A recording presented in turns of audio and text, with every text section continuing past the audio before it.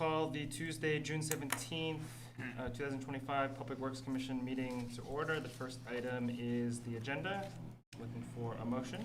I move to adopt the agenda with one edit to strike number 6, the Green Acres Drive pedestrian pilot, and anticipate it on the July agenda instead. Great. I'll second. Great. All those in favor, please say aye. Aye. Aye for myself. Agenda passes. Moving on to public forum. So for public forum tonight, knowing that there's a lot of items on the agenda that folks might have comment for, just to remind folks that the Public Works Commission does do public forum after our regular agenda items. So folks who have public comment can hold till we get to the agenda item that you're looking to speak about. Please hold then. Obviously understand if you cannot, you can use the public forum space right now to do that. We'll go first online, Rob, and see if anyone has public comment. For anyone that is online, please raise your hand function. In the next meeting session, you can. So as of now, there's no one in. Great. Moving to in person.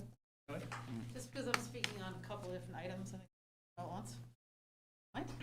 Hi, I'm Kelly Devine. I'm the Executive Director of the Burlington Business Association. I'm here to first echo something that I spoke about at City Council last night. I've been working with Director Spencer, which has been great on this topic, and I really appreciate the work that's being done.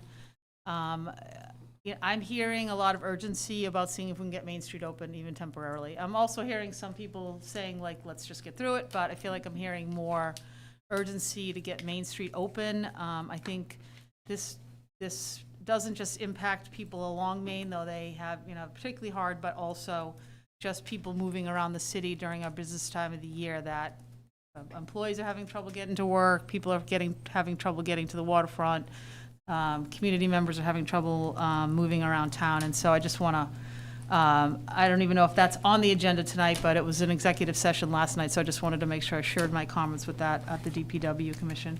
Another thing that was on the agenda last night at City Council was this idea to temporarily rename Church Street to Canada Street or Rue Canadian, which seemed like a fairly harmless thing. The local news stations posted it, WCX posted on their Facebook page. They got 438 comments, and I think 2 of them were positive.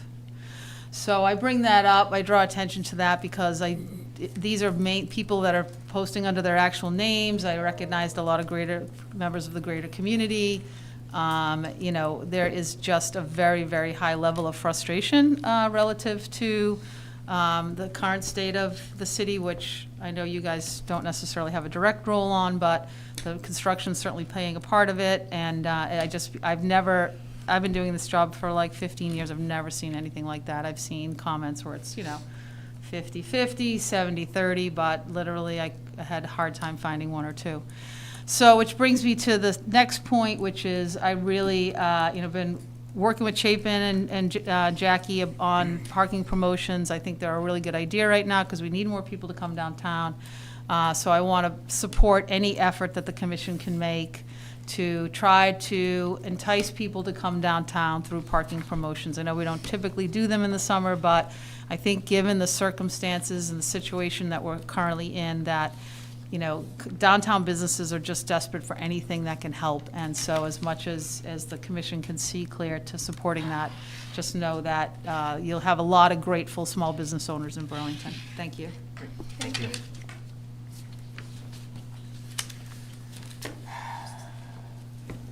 No one else online? Okay. We'll move on to, let's see, the consent agenda. I move to approve the consent agenda. I'll second it. Excellent. All those in favor, please say aye. Aye. Aye. Aye for myself. Excellent. Agenda item number 5, Daily Planet meter space reduction. I believe Rachel's going to be joining us online. Rachel, there's a Rachel online, and I Okay. can over. Yeah, sure.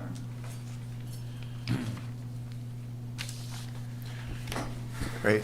Just to kick this item off, we did receive a request for consideration for reduced metered parking fees for the parklet on Center Street from the Daily Planet. And as you'll see in the packet, Alice has put together a memo and a proposed endorsement from staff's perspective. And happy to answer any questions from the commission after we hear from the requester and staff. Rachel, would you like to introduce yourself and say a few things? Actually, it's Neil. Rachel's with the kids, but Okay. I'm here. Neil Sleece, owner of Daily Planet. We've had the parklet since I think 2022. Started doing that, and it was reduced because of COVID when we first started getting the street out there. And this year, one of the big issues is that we have to pay up front for the full costs, and the other part, which is hurting us, is just capital right now for the entire season. And we're looking to just see if we could get a reduced rate. I think half is what's proposed, but because we pay full price for spaces that we don't even occupy, just the way the street is and where we have to put it, the city's actually getting more from us the last couple of years than they would normally get with people parking there. And not that this is anyone's real problem, but the situation on Center Street is those spots are just usually being frequented by drug dealers. And when we go and set up, it kind of pushes them off for a little while. It might be really good for at least a temporary fix to help the city. I think we'll probably try to keep it through September again. That's about when the weather breaks and we can't really do it anyway, but it has been helpful for us to have that extra seating on the nice days and try to compete with our Church Street competition a little bit. But I don't have much else to say other than it would help us a lot. I think our neighbors at Rogue Rabbit are also interested, but a little behind the ball in getting the application in and stuff. We actually own the patio still, so it's easier for us to get rolling, but they might join on as well. It could really change the look of that street altogether if we can get some commerce out there and just sell food like we always do.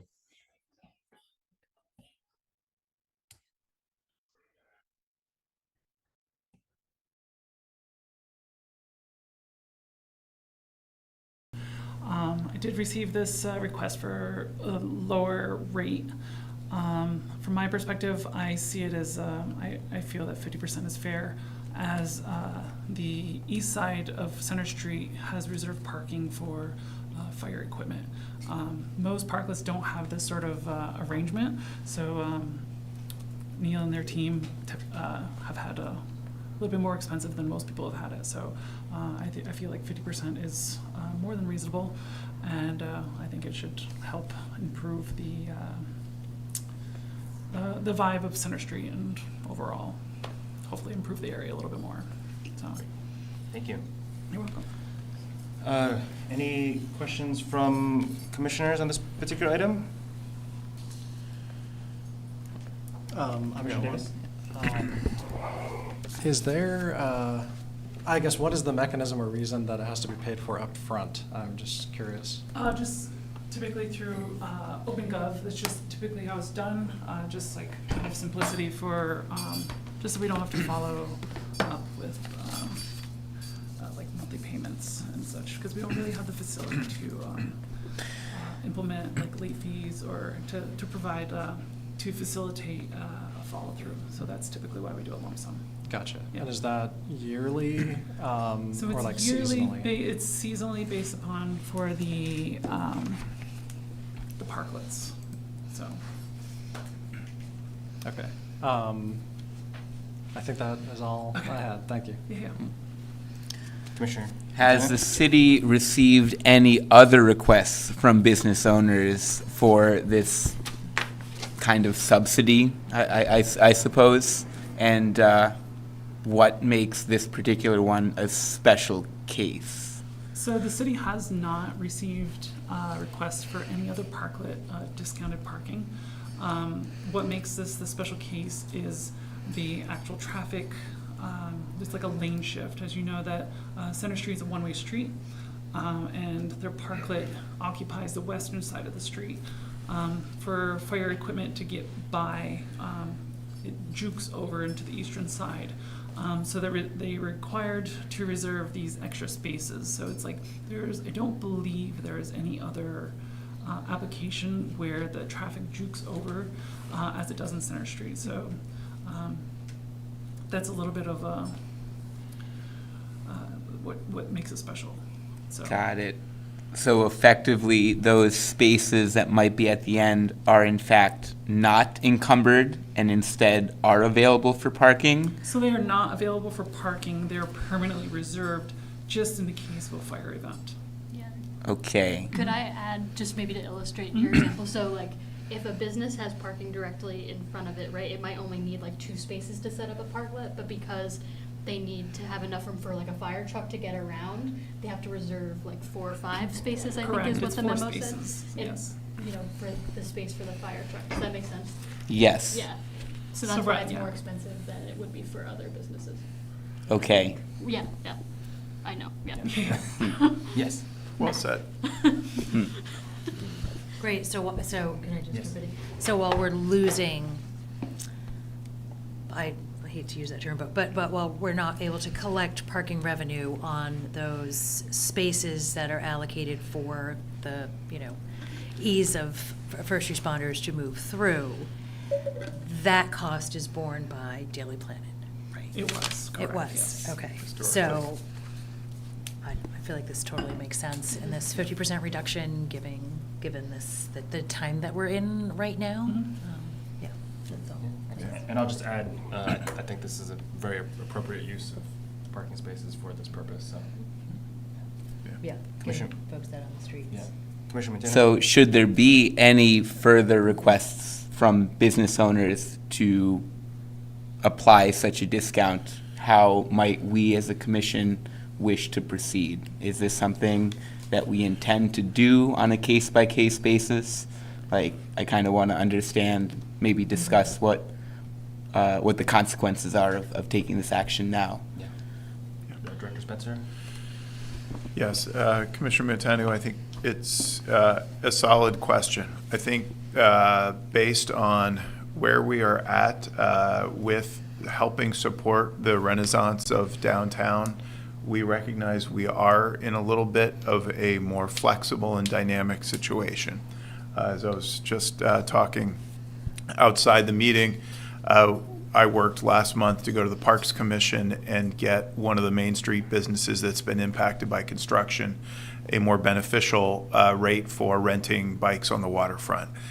So I understand there's a little bit of a unique situation here. I think for this request, there is a very clear argument that instead of the usual 2 spaces, this business has had to encumber 4 spaces in order to get 2 spaces worth of outdoor seating. So if there was a similar request that had that type of scenario, I think we could use the precedent of tonight. If there is a different request in the future because of some additional scenario, I will say on Main Street, for example, we are currently allowing businesses to have sidewalk seating and encumber the sidewalk at no fee because of the construction disruption. So I would say moving forward, we're setting a precedent here for this unique situation, but I think any additional new situation would have to be evaluated on its merits. I do see the construction as a little bit of a unique animal given the size and impact, and we have not often as a commission or as a staff recommended these 50% off reductions. So I would say, unfortunately, if we tried to spend a couple of months to develop a policy, it might not apply to what may come at us in the future. I'm comfortable with this interim approach, given that Main Street and the Champlain Parkway are both expected to be done in a year, and this is just a 1-year offer, not an in perpetuity offer. So that would be my recommendation, but if the commission wants us to develop a more formal policy, we can discuss. Great, thank you. Mouthful, sorry. Excellent. Any other final commissioner comments before we move to public comment on this?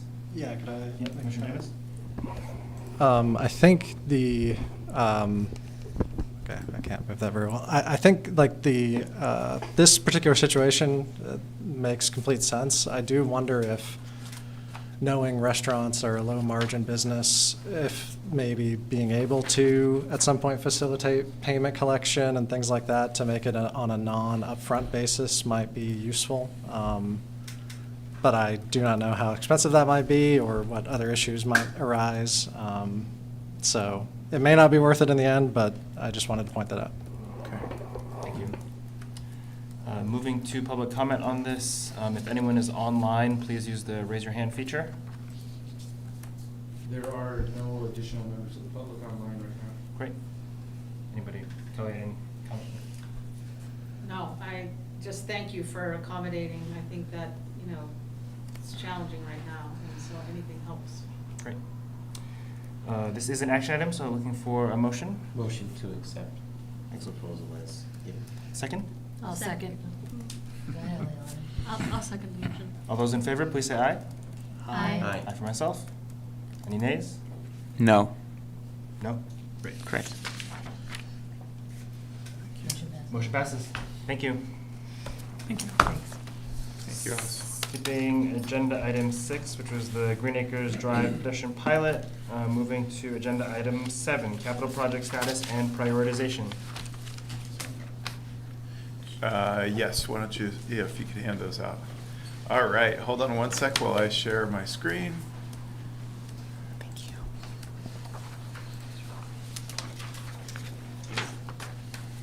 Thank you. Thanks. All right. Thank you so much for having the opportunity to talk a little bit big picture about the city's capital budget and the administration's priorities in terms of trying to reconcile needs, the capital needs that are far in excess of funding available, and seeking to get your feedback. There's no action needed here, but this really is an iterative conversation as we are working as partners to try to get more of the city's capital backlog completed, but trying to figure out the best way to do that that prioritizes affordability, reducing impacts on the public, et cetera. So what I have here, and I wanted to hit the highlights of this presentation, is a presentation that the Capital Program Director, Ashley Parker, provided to the City Council about 4 weeks ago. And I think it well summarizes our financial position related to capital projects, certainly for the general fund, and for the public, the general fund capital is pretty much everything within the public right-of-way that's not water, wastewater, stormwater, or a private utility. So we're talking streets, sidewalks, fleet, and buildings, municipal buildings, et cetera. So here we go. So we have an interdepartmental capital committee, and so as you'll see later on, DPW comprises the majority of capital assets in the city. We are not the only ones in the city who have capital projects, and there's a number of departments there, and they all participate on this interdepartmental capital committee. So in FY25, the year we're in, as you'll see here, we have around a $39 million revenue source to pay for a whole range of capital projects. As you'll see on the left, the largest project by far is the Champlain Parkway. The reason that the numbers at the bottom don't true up is there are more capital projects on the left. They're just not major capital projects. So more minor building projects, et cetera, fill out the left-hand column of projects. The major projects are on the left, and you'll see that a number of the big ones from street paving, Champlain Parkway, to sidewalk contract really are DPW projects. So we are seeing $40 million of capital work, which is quite large. Our general fund operating budget in the city is around $108 million. So a capital budget that's about a third of our operating budget is quite substantial. So I won't go into all the detail here, but I'll pick out key elements here. Impact fees, the third bullet down. This just passed the council last night, which was updating how we structure our impact fees, and we shifted from a broader range of fees for police and parks and library and traffic to a much more targeted range of impact fees that can be more closely tied to the additional development's burden on those assets. And those assets are traffic, water, and wastewater. So the impact fees now that are going to be collected are really focused on public works assets, because additional development requires additional road capacity, additional water and sewer capacity in a very clear nexus. So that is yet one way to kind of strengthen the diversification of our funding. And then focusing on existing infrastructure, back to the basics. This is a key priority for the current administration, that yes, while we need to make targeted investments in how to accommodate new housing stock, that we should fix it first from a policy perspective, our aging infrastructure, before we build a lot of new infrastructure. Clearly, DPW is partway through a number of large generational projects that add new capacity. Clearly, Champlain Parkway is the largest example of that. But we will be completed that project in a year, and then as we pick up new projects, the mayor really wants us to focus on a back to the basics approach. So as we look at how to prioritize future capital projects, on the right side of your page, you're seeing some of the questions that the mayor wants the capital committee to really look at before recommending new projects. And that includes, does it support new housing, community safety, or the climate? Those are the mayor's 3 priorities. And is it an essential city service? Is it a need versus a want? And we'll see on the left side here, when we did a community survey around town meeting day, a lot of the priority projects, number 2, number 3, and number 4, are all related to DPW. There was also strong interest for maintenance of our existing facilities in the city, the buildings. So as we look forward to FY26, you're seeing a smaller budget for capital, 15 million versus the 39 million. But as you'll see in that first bullet, ongoing capital projects are using grant budgets from previous years. So there are already allocations for finishing up Great Streets, Main Street, First Champlain Parkway that are not reflected in this column here. But you'll see how we're pulling from many different bond approvals from the public and a number of splinter taxes, the tax increment financing, et cetera, to put together our capital budget. So here are some of the major projects for FY26 proposed. You'll see a number of those are DPW related, including fleet purchases, which include a large amount of our trucks, sidewalk tractors, et cetera. So there are a number of threats, as we'll just touch on briefly. Annual borrowing, currently we are only able to borrow without voter approval $2 million a year. That's what had been previously authorized. And given our $20 million bond that voters approved in March, that's meant to last 3 years. So if you break down 20 million over 3 years, you're talking about $7 million. So you add the $2 million that we're authorized every year, plus $7 million for the bond utilization. We have about $9 million of city money to use. And as we'll see here in the future, our annual capital needs are between $30 and $70 million a year. That means grants are essential, a diversification of funding is essential, and trying to figure out how we get better, more reliable base funding above that $2 million a year is going to be critical to sustaining the city. We talked about this first bullet. The need for capital resources far beyond what's available. And we are working through a number of pieces. The general fund fleet purchasing strategy, one of the weak spots in the city right now is that we struggle with reserving enough operating dollars every year in our operating budget to support fleet. Fleet's not an area where we can get a lot of grants.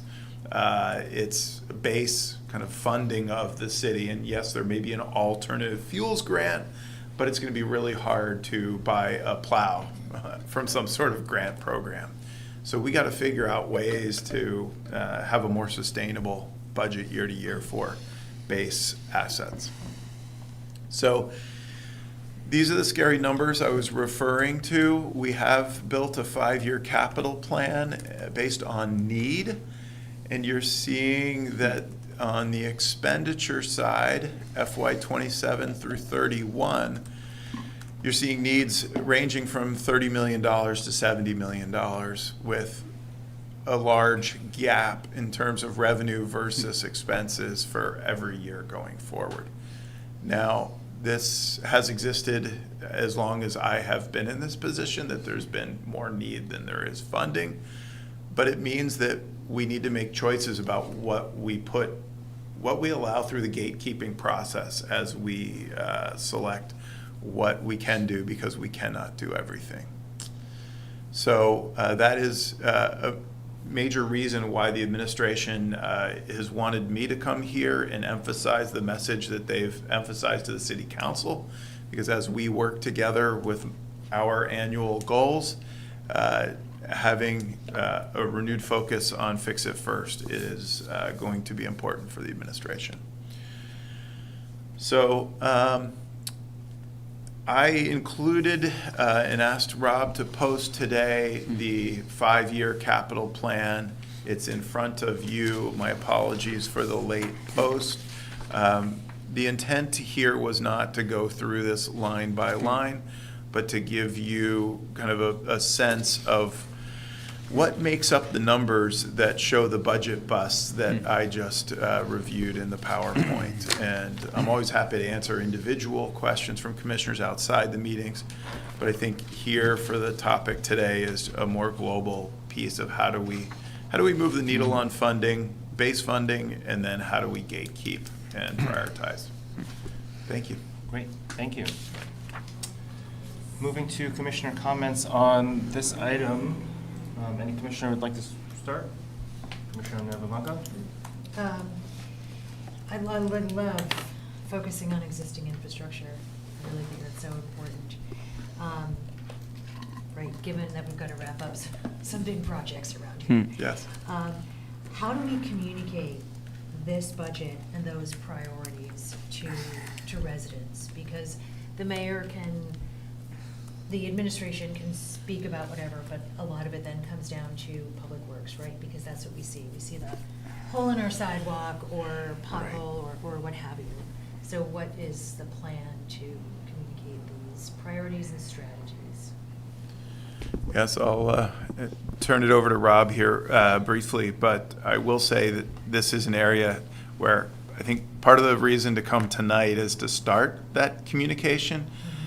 We do always get a whole range of service requests, and things such as traffic calming and additional improvements for bike ped and more mid-block crossings and separated paths, shared use paths. And we are collectively going to need some help to set expectations and explain prioritization so that we all are able to explain to the public why they can't get all of what they want on a timeline that they want. Rob, anything to add? So this is a fairly new concept being introduced to the workforce, so we are trying to figure out the path forward. I am pleased to say that the mayor's office is convening the city communications team on a regular basis, just started. And this is going to be an emphasis in how we communicate mayoral priorities, but certainly how that translates to the departments.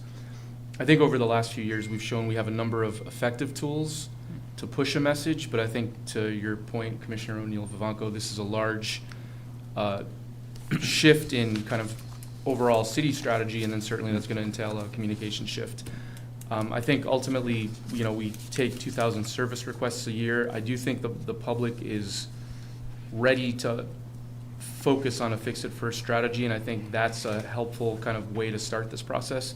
But ultimately, from the team that we have up front in the day-to-day communications that they lend to the public, because they're our front line with thousands of customer interactions a year, to how us, parks, et cetera, are going to need to communicate why we're shifting to a fix-it-first strategy over building a new. I think that's going to be important. Ultimately, I also think the proof is going to be in the pudding as our team is able to devote more time and resources to the extent we are able to pivot.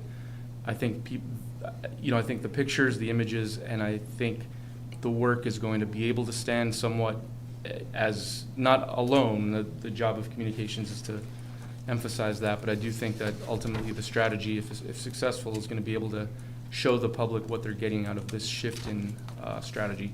It's a lot of words to say this is a somewhat new concept for us, but we are meeting regularly now as a city communications team to figure out how to be nimble and shifting communications team for the public. But we are certainly open, as Chapin said, this is a new conversation he's starting with you all, so if there are things you think you or neighbors need to hear, or ways you need to hear it, I mean, I think we're all ears. I think, you know, as we know, just all of us included, we don't really hear things until it immediately affects us, right? You can say it 16 times to Saturday, and unless it's right in front of me, I'm not always paying attention.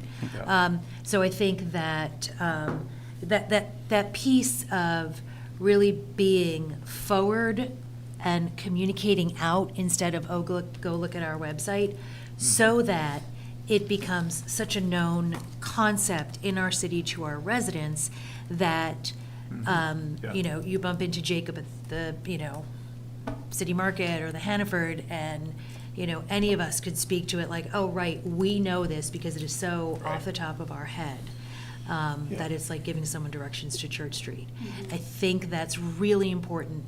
I guess I'm concerned, well, no, not concerned, I don't know what the word I'm looking for right now is, I don't want, or I hope the public realizes the difference, perhaps, between the capital expenses, these generational investments that we've made, both in, like, as a city, the high school, Champlain Parkway, Main Street, Great Streets, that we're not digging ourselves into a hole as a result of those. Those were different kinds of projects, and now we're really focusing on, you know, mending our socks to make sure they last a little bit longer, right? That it isn't, that they are kind of separate categories of investment, and that we still have the funds and we still have the ability and the skills to respond to emergency crises, right? Yeah. So, put that all in a package, Rob, could you?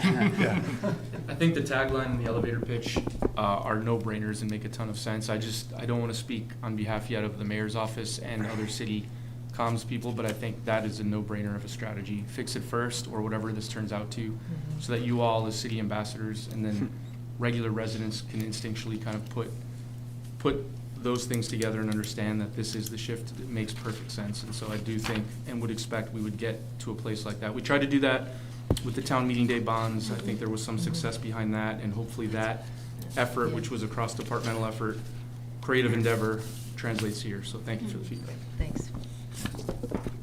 Any other? No, that's it for now. Excellent. Commissioner Davis?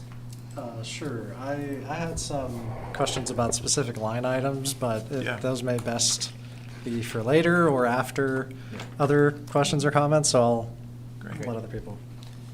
Commissioner Mutenu? Yeah.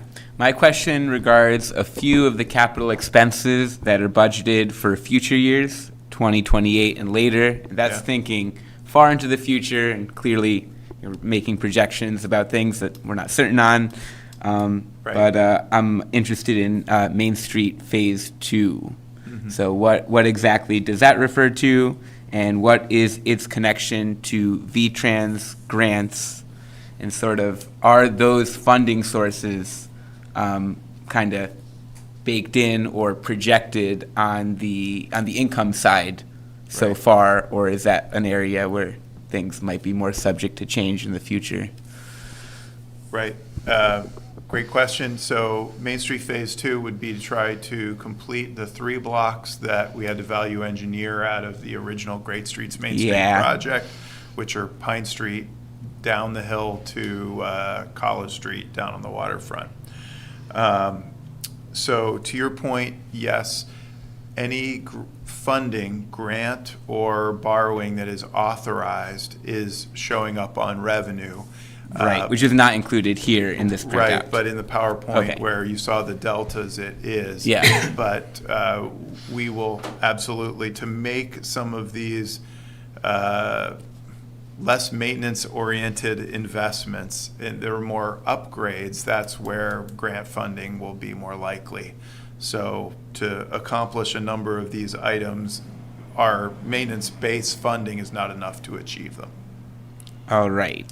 So really, we'll focus on repaving and sidewalks with our base funding and matching any grants, but we're not going to be able to tackle a big project just based on base capital funding. Right. I think I totally understand. So it is highly unlikely the city would run a deficit annually in the sizes that were projected there.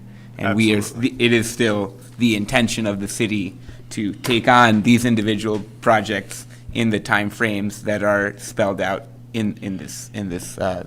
If we can find a way to fund them, but I think what we've all discussed is it's highly unlikely we're going to get enough grants to accomplish the work laid out here. So there will need to be a triage of what projects get kicked out based on the criteria that we've talked about tonight. Right. So this is almost more of a wish list. Correct. At this time. What I included in tonight's agenda, and apologies for it being late, there was a budget for FY26, which is balanced and is limited.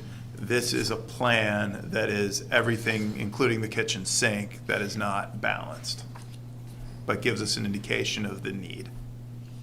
Right. So you imagine over these next 5 to 6 years that are laid out here that there would need to be some form of austerity to get expenses, right, at least a little more level, right, because clearly they're increasing year to year. Yes. From 27 on to the early 2030s, which feels like forever away, but I have full faith in the city, and I'm happy that this item could come to the commission in this way, and I hope that we kind of continue this right on a regular quarterly or so basis as these changes go on, because it's all really one big complex system, and we're just playing a small part, and Yeah. it's good to kind of see the whole picture, and sort of the capital sort of finance lens I think is important for us to hear as commissioners. Commissioner Barr? I guess the only comment is that I understand what's going on, and it's an old term that I use is eating the elephant one bite at a time. It's too big to chew on right now, so we really have to go back to basics, and I support that. Great. Vice Chair Fox? Yeah, so I guess I'm wondering how, like, maintaining existing infrastructure is being defined, or what that means, because, right, like, Cherry Street and Bank Street, like, those are existing streets, but it's a big project that we're undertaking there. And so, like, Yep. how are we defining maintenance, or, like, maintaining our existing infrastructure with this? Right. Great point. And getting back to the kind of criteria early on in the presentation, we are going to have to run projects through a filter. And so base paving of the city certainly qualifies and checks the boxes of, fixing it first and having a data-driven asset management approach. And it's equitable in the sense that we're doing a data-driven approach, not who squeaks the loudest, but where the streets are materially in worse shape, depending on their classification, of course. But I agree that where this gets tricky is where you're working in the existing right-of-way to do enhancements. So I think base paving and base sidewalk replacement is going to be priority 1. Priority 2 is working to improve those streets with mid-block crossings for pedestrians. It's still an existing street. It's a new crossing, but it's an existing asset. It's just improving how that asset performs. Doing Bank and Cherry, I see as in the level 2. A brand new project off of the right-of-way, say Rail Yard Enterprise project, or others are going to be, I think, in tier 3. Yeah, I feel like Cherry and Bank feels a little different though, because it's like, that's also gonna reconnect the grid, right? Like that, to me, sort of, anyway, different Yeah. conversation, but like, I feel like that's sort of in like tier 1.5 or 1B. Appreciate your enthusiasm of that project. I share the same enthusiasm as it. I think it will fundamentally change how we perceive downtown when it's connected again. Yeah, okay, well, that makes sense, and that was the only question I had. Yeah, I was just thinking like, you know, like the Main Street ravine sewer, like that's a piece of existing infrastructure that we had, and we had to upgrade that, right? Like, Right. So, yeah, just have to think about that. Anyway, that's it. Yeah. Excellent. Yeah, I think I echo similar comments. I think my only additional comment is, and I think the slides were helpful in breaking down, because this is very complex information in the capital plan, and the budgets are important. They speak to what the city spends on, and I guess I don't want certain decisions to sort of get lost in the sauce, if that makes sense. So the example I would use is, we've been talking at the past few months about the recycling program and sort of that pieces of it, and say like, if there isn't, I don't want the capital plan to say, oh, we're not gonna fund, say, these things for that program, and then that is the reason later on that the city says, okay, you know, because we didn't invest in this program, we're not gonna continue that program. And I'm Right. not necessarily speaking in favor or against that particular thing, but I think, Right. like, this is a piece that maybe doesn't get, it has a huge influence on the rest of the other parts of the budget that city council and the city talks about, but maybe doesn't sort of get the same fanfare maybe. And so I'm just speaking to the importance of, like, when we're communicating it, is like, hey, this ties into these other pieces that the city will be deciding on later on, and that's how it fits in, so that people can comment both as it relates to this, because then that will influence what the city puts forth for other larger operating type costs. If that makes sense at all. It makes tremendous sense, and I think one of the key points that we haven't really touched on yet is that there is usually more public support for building the shiny new thing than maintaining it. And it's the conversation that we need to collectively have about, we're building these wonderful streets downtown, but I still have the same workforce to maintain 95 miles of streets. So how are we really resourcing the maintenance of the fit and finish downtown? Yep. Excellent. Yep, well said. Thank you. I did think of some Yeah, things, if I Commissioner could. So I agree with my fellow commissioners that I think a lot of this makes sense, and I think going to maintaining things, I think just makes intuitive sense to everyone, even though it may not be the flashy thing. I am curious about maybe one way for public outreach as well as savings could come in the form of, if it's possible, informing the public about what they can do to help maintain the infrastructure on their own. Not like getting out there with wrenches and stuff, but for instance, like asking people not to use studded tires if they don't need to for the winter to help the pavement, or in the summer, since Vermont's the only state that allows it year-round. So just having, like, even bringing that up at all, because some people may never Right. think about that. I didn't know it was like a legal thing in other places, so. Yeah, so I thought you had to shake them off by the 15th, or was that New York State? it's New York, yeah. Okay, sorry. So things like that, things like people, I think sidewalks are something that at least I care a lot about. I think most people care a lot about their sidewalk, like the sidewalk right close to them. And maybe there are things where it may not be get a shovel out, but it could be like, if you see quick fix something when it's a small problem, maybe it doesn't become a bigger problem. Sidewalks, I don't know if that's a great example. I'm not sure about how that really works or would work. But anything kind of like that, I think might be a useful, because it does do double duty in my mind, maybe triple. It like gives people a feeling of ownership over the infrastructure that they use every day. It's outreach. It like gets people thinking about it, and then potentially saves some money as well. So I think most people, if not all people, want to help to some degree. And the things that wind up maybe hurting more than we want them to are because people like lose sight of the fact that it's a common good, or that that their one small drop in the bucket winds up filling it eventually. So I think that might be worth looking into. That's a great idea. We have a number of things. One is our Adopt a Drain program, which is still being revamped behind the scenes a little bit. So that's a really major initiative, and it saves on the stormwater side, it saves on the street maintenance side. So as that gets revamped, we would want to push that out more. We just shared some additional information on Blue BTV, which is ways homeowners, residents can strive to make their properties a little bit more, ecologically sustainable, help out lake quality, and certainly that's a great place to push things. I think you've raised some good ideas.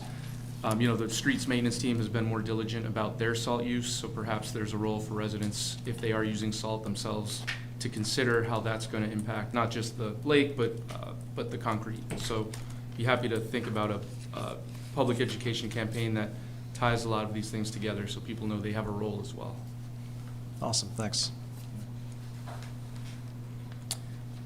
Any other commissioner comments, questions?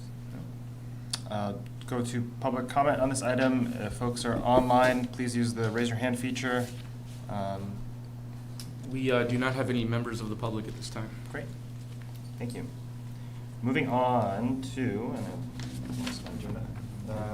agenda item number 8, annual report. Yeah, Chair and Commission, I can pull this up and share the screen. I provided this in the packet. Our thought, much like prior years, was to have a shell and hopefully a good document for you to take a look at, consider it during this month in June, so that we can then bring you hopefully a final copy next month for review and signature when we feel like that's ready, if it's ready next month, and then bring that forward as of now to the consent agenda for City Council with an option, I think if time allows, if the Council President agrees, to be on deliberative at the purview of the Commission. So what I've provided, I think, is hopefully a starting point. I know there are 2 small changes, though important, that we wanted to consider, and then certainly, if Chair, at your discretion, if now's a good time to go over everything, I'm happy to do that. From a big picture perspective, how it's laid out, or anything small, or if this is just a chance to give some direction and consider a new version next month, certainly can proceed that way. So I'll leave it at your. Yeah, if you could pull it up, I think that'd be helpful, just if folks have specific questions or comments. And just a question, the version that's uploaded to Civic Clerk is the most recent one, including those 2 substantive edits No, you mentioned? there are no changes to that yet. I heard from the chair about one edit, and I believe, Commissioner, you had one other that you wanted to bring up, so certainly happy to address those now. Yeah, mine is teeny tiny. I was present at the April meeting. Yep, and same with. That was also my. Same with the Yeah. chair. Oh, was that it?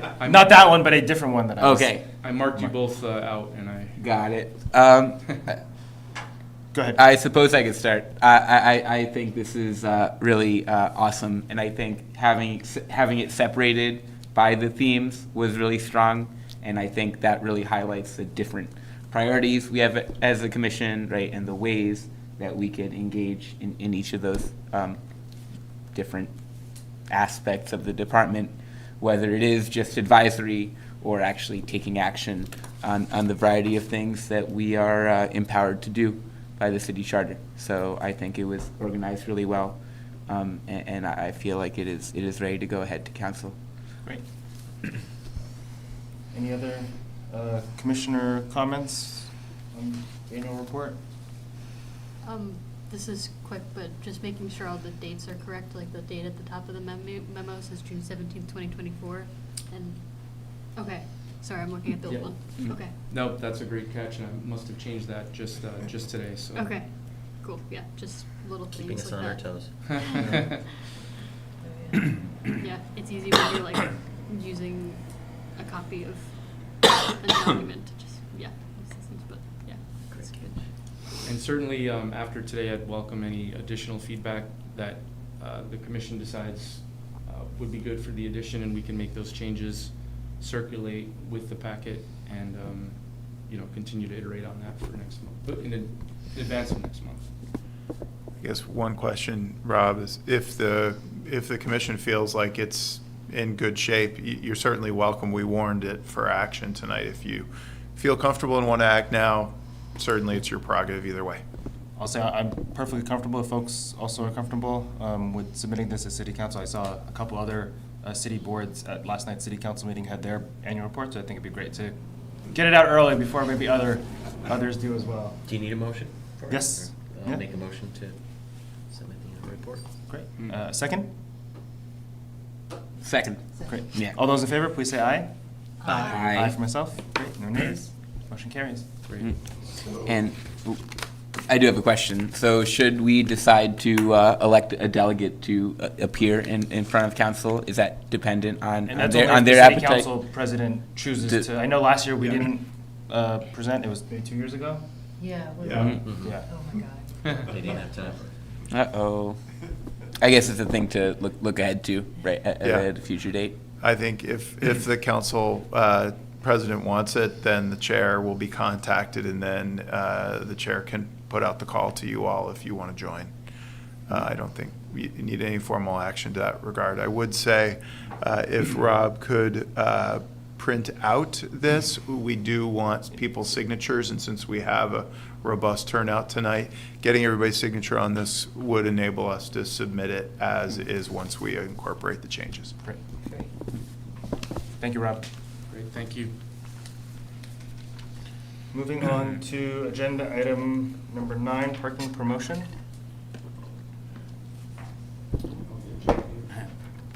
Is Jackie online? Okay, great. So I'll kick this off, and then Jackie can jump in. These are not normal times in the downtown. There have been a confluence of issues that when we started Great Streets, Main Street, we did not understand that we'd be in a post-COVID office transition where the office market downtown was very soft. We did not know we'd have some of the mental health, addiction challenges, the houseless policy changes, having a number of people leaving the state's hotel or motel program. And as a result, we feel like while we are not certainly the only impact downtown, we are one of the few that can provide a material response to the confluence of items downtown. So with that, I'll let Jackie walk through the promotions. Certainly understand there's a range of interests and perspectives, and want to just say that we're really open to a robust conversation and figure out the best way forward. Okay. Let me apologize first because my 10-month-old baby is very awake and right here. So we'll get through this. Can you see my screen? Okay, awesome. So I have a very quick slideshow. Our goals with this parking promotion, or the two options that we have, is to support the viability during this transitional time. We have a lot of infrastructure going in and some antisocial behavior that we're trying to navigate through. And we're also doing a new park mobile contract. So the contract has been signed. The new rates go into effect as of July 1st. As a reminder, it's 35 cents minimum as a new transaction fee, up to $2.50 15% of the transaction up to $2.50. So that new Park Mobile contract goes into effect as of July 1. So the two options, or both one or two, 2 hours free in the Main Street and South Winooski parking lot. This promotion would be Monday through Saturday. Obviously, Sundays are free in this lot. Both of these promotions would run from this coming Monday, the 23rd, through Thanksgiving. The second one is 1 hour free in Marketplace Garage, and that would be only Monday through Friday. Sundays again are free, and then Saturdays would be full price in that garage. I have also included 2 photos of the newly surfaced Main Street lot, and the new yellow orange barriers here as well. And that's it. Happy to answer any questions.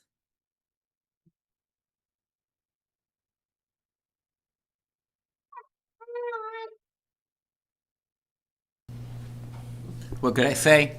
I like free parking when it's open to everyone, and I support this idea.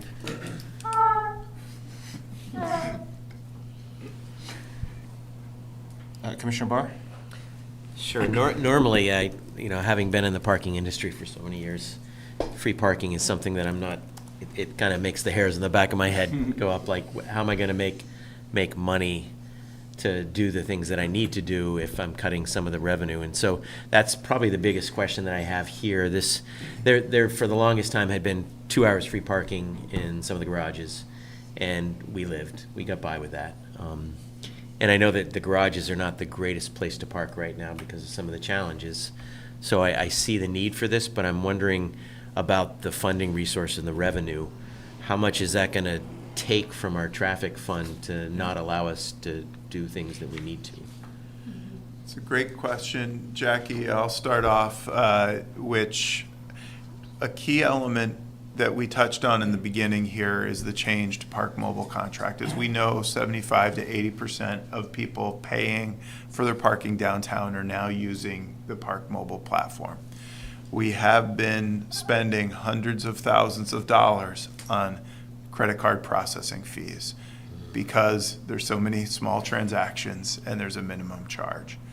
This new contract with Park Mobile pushes those costs onto the user, not the city.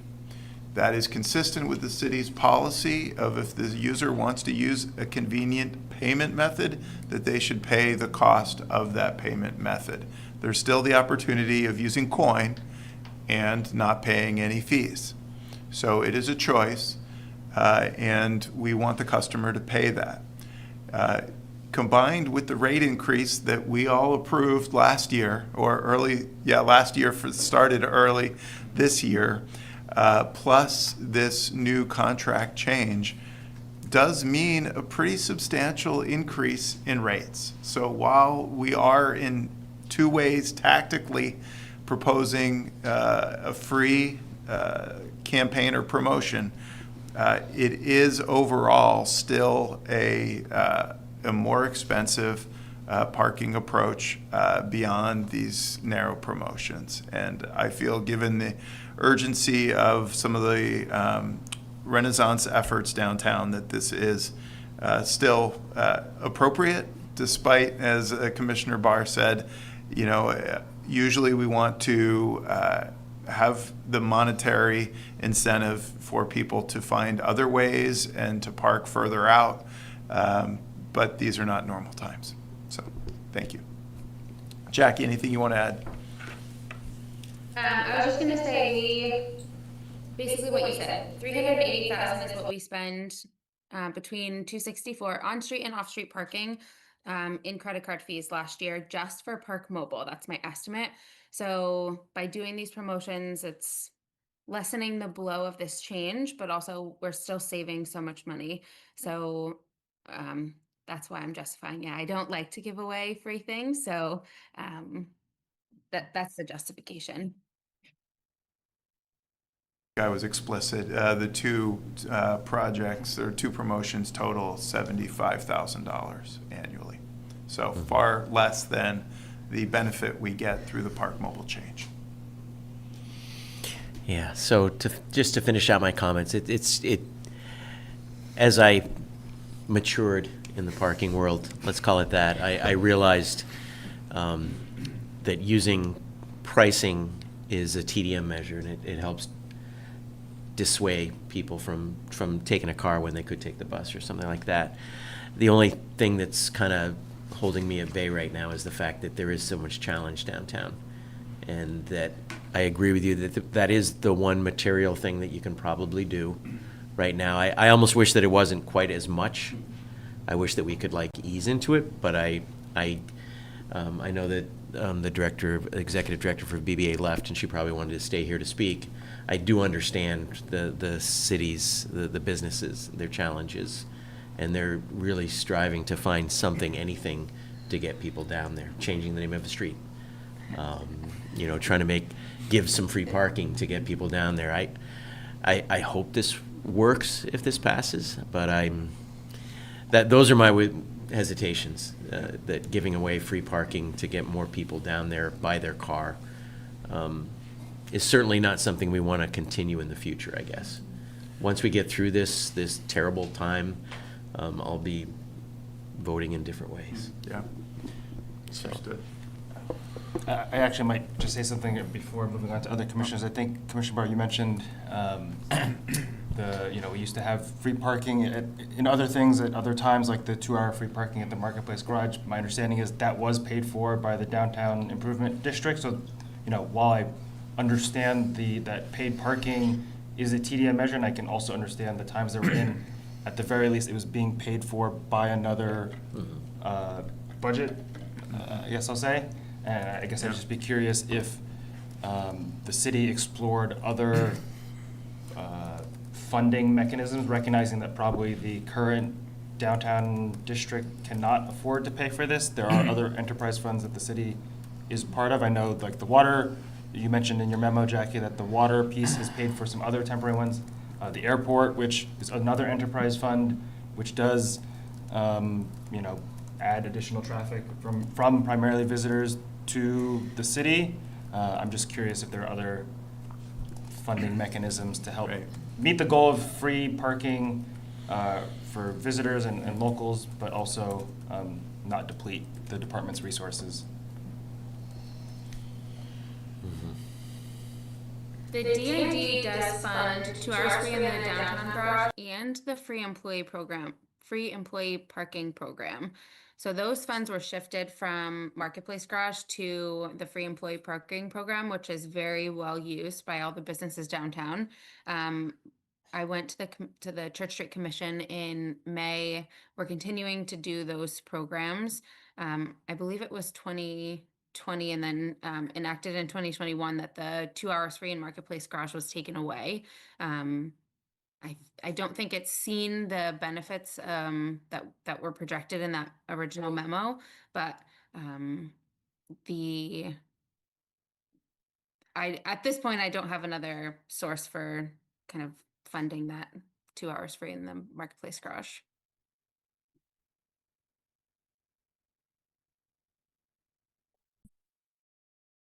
I'm going to say encouraging people to use alternative methods of transportation, right, is kind of what we should aim to be doing with our power as a commission to do these things. But that disruption has also been a really big piece of this project, right? The surface of the road and of the sidewalk, and just the general unpredictability of which way the buses are going to go. It's always changing. Just letting, just helping people out who just want to get downtown, I think is one thing that this might do. Commissioner O'Neill-Blanco? Right. So, probably like everyone on this commission, I want Burlington to survive this. I want our small businesses to be able to get through this. It's tough for all of us. My concern with the free parking promotion is, right now I feel like, as we mentioned, there's so many variables that have come up, everything all at once, And Director Spencer, you mentioned that DPW can actually do something to kind of blunt this. But if we had all free parking downtown, are we just moving deck chairs on the Titanic, right? Are we really affecting change if, and this is tied to something later, really, is if people and vehicles can't get down Main Street? So what do we need to do to kind of create clearer access points? Do we have data on how many vehicles just like get there and then turn around? Is the free parking really going to impact? And I mean, I'm not a big fan of free parking, but I am a big fan of Burlington and a big fan of our small businesses. But I do feel really frustrated because it seems like DPW, we've got to do something. We've got to respond, and so we can respond in this kind of free parking promotion, which, you know, kudos to the team for kind of, you know, coming up with a possible solution. But I feel like there are other variables that also need to be addressed, including how do we create at least, you know, a single lane of traffic on Main Street so folks can get to the car park without having to go all the way around. And also that, and these are outside of the scope of this commission or DPW, but there are major issues at that state level. The hotel vouchers, social services, access to charitable food that are really falling on the city of Burlington as a major population center. And we're all scrambling to deal with this, saying, okay, well, if we make free parking, that's gonna solve it. And it's not. I don't know how to say that in any nicer way than we're really bearing the brunt of, you know, kind of statewide issues in this. Thank you. If I could provide just a little bit more information, because I think it's directly connected to your request about circulation around the Main Street Great Streets. City Council passed a resolution on May 19th asking for us to explore the one-way westbound proposal and to develop, negotiate with the contractor and come back to the City Council with an update. We are preparing that update now. We have just sent out to businesses tonight a survey, and we have negotiated with SD Ireland to kind of have two options. One is a stay the course option, which gets us done as quickly as possible, many months ahead of the November 2026 deadline. The other option that we've negotiated with them is a two-way, fully open street grid on nights and weekends. The one-way westbound proposal was problematic for a number of reasons. One is you're putting live traffic continually through an active construction site. There's a lot of dust, there's a lot of safety concern, and there's inefficiency for our contractor trying to finish a project with live traffic around them at all times. So to keep the project moving as quickly as possible and giving them the construction site during work hours, but then opening it night and weekends fully to traffic and some limited on-street parking, we are looking at a proposal that would cost the city around $600,000 on top of the current construction contract of $30 million to give the public full two-way traffic on nights and weekends. So what we're doing is we send all the businesses a survey link today and are giving them 48 hours to respond to us, and we're going to put a proposal together based on their input Friday and get it in the council packet for Monday so that we can hopefully get a decision from the council as to whether or not we are going to move ahead with mitigation for that circulation. That's the context for circulation. Thanks for that. You know, and I guess with this free parking promotion, what else is Church Street Marketplace, BBA, what are they doing to help bring traffic, foot traffic, vehicular traffic, bicycle traffic, whatever, human beings, down to Church Street and the businesses in the downtown area? It isn't just parking. Yeah. Sorry, I didn't mean to, Yeah. my brain just smacked. I sounded much more forceful than I was. That is a great question. It's an important one. Business workforce development, and especially through their brand Love Burlington, have been pretty vital partners in the marketing of downtown, especially during construction. I think once we realized and came together on the challenges we were facing earlier in this year, or at this point probably last year, they did step into the marketing fold. They have a broader kind of regional reach than we do as a city department through their Love Burlington brand. So they've done a lot of marketing. They were responsible, the main purveyor for the video that went, I think, very viral about the construction work downtown. We were a partner in that, but they put the creative juice behind that. They've partnered with us on the project in a feature we did on Laura, kind of leading the way about the Ravine construction and some of the other work that also went viral. I think to their benefit too, you know, as the farmers market left the downtown, they tried to put on other things. Last year, a regular recurring market. This year, they've shifted strategies and are really trying to highlight this kind of Saturday long, twice a month, kind of come downtown, stay downtown effort. They're doing summer Saturdays promotional feature to try to get people drawn to the downtown on Saturdays. And then they've been really good partners on helping us speak to the business community. I think our construction team and their consultants have done a really good job at being on the ground, even if the answers aren't always the answers businesses want to hear. I think they've been very communicative, but I think business workforce development has helped us bridge a little bit of the technical divide by also being eyes and ears on the ground with, I think, really strong leadership from that group. So they've been partners on the construction side, and I do think that they're trying to push a package together that gets people interested and energized in the downtown.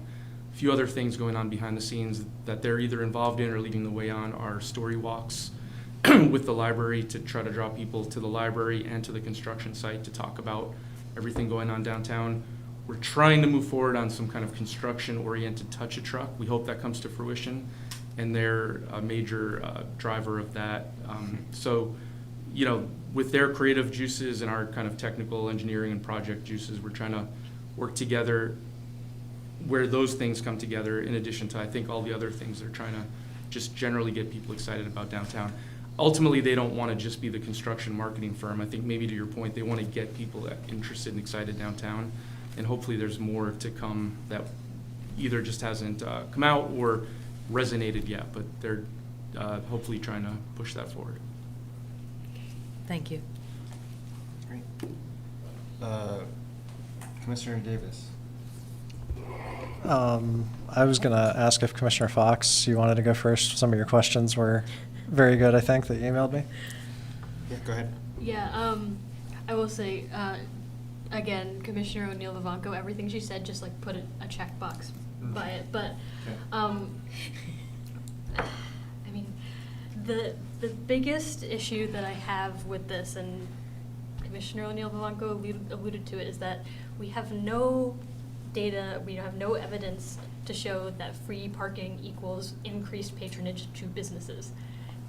Nothing. And that is like the hardest thing for me to grapple with this. And yeah, so that is number one, right? Like there are so many other things happening here that are just like totally outside the realm of our influence, and yeah. The other piece of it is, you know, I think that DPW did a good job with like foresight on the parking thing with the courthouse plaza issue, right? Like, so we actually have invested in parking already, and what does that show us? Like, it didn't work, so we're gonna try even more subsidized parking. Anyway. Yeah, it just feels like we've spent a lot of money on parking already, right? Like, as you said in your email today, Director Spencer, $80,000 for the courthouse plaza. Division Director Sperti tried to ballpark some numbers for the water division promotion. There's another $48,000. And now we're talking about another 75. Like, it just feels like a lot of money, right? For something that we can't even prove works towards the goal we're trying to achieve. Yeah, so, it's just, there's a disconnect there for me, and the other concern I guess I have with it, I'm sorry that none of these are questions. The other concern I have with it is like the precedent that it sets. It's like every time there's an issue in downtown, are we gonna be asked to provide free parking? You know, like, this promotion ends right after Thanksgiving, and, the businesses came to us last year and around the holiday time, and it's like, oh, and I understand it's a busy time of year for them. I'm not denying that, but are we, like, shooting ourselves in the foot by saying yes now? I know all of that sounds harsh, and I would much rather see some of that $75K go towards the $600,000 to provide circulation on nights and weekends, if that's the position that the businesses and the city council takes.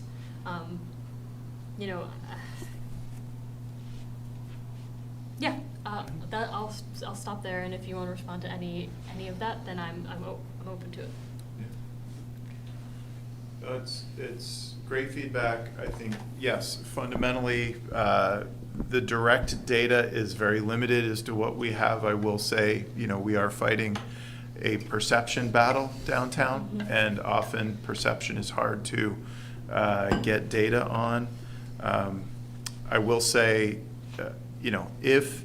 if the commission is looking at a way to slim this and liberate more money for other activities, our biggest priority, frankly, is the courthouse plaza promotion for 2-hour free at that location. The Marketplace Garage is of kind of less interest to us. Main The Street. Liza, the Yes, firehouse thank lot. you. Sorry, the courthouse plaza, yes, we have gotten out of that arrangement. While utilization was good and on par with what we projected, I will say that it was a little difficult to find, and our now Main and Winooski lot is currently open. We feel like driving people to our existing resources that long-term will be ours is better than driving them to a private facility that we may control temporarily. But as it relates to the Main and Winooski lot, the businesses adjacent to that lot have been the ones most hardly hit by the Main Street project. And so that would be the main area of our desired investment if the commission was uncomfortable with both promotions, if that's helpful. Great. Thank you. Any other questions, comments? No, Okay. that's it. Commissioner Davis? Okay. I think I share some of the same concerns, but maybe coming at it from a different direction. I think with parking, it involves all these different elements. It involves like location and how location is valued differently. It involves time. It involves aspects of kind of congestion or kind of population density, like network aspects, meaning like say you have too much traffic congestion, that's a negative externality. But in this case, you have enough people in the downtown garage that people feel more comfortable. That's probably a positive externality. So I think I wish there was more information, not saying I wish like you're withholding information from us. That's not what I mean. I wish more information was available and it wasn't a situation that is this generational project creating kind of a, I wouldn't say parking is a generational issue in this sense, but like a generational thing that we need to kind of like augment and work on.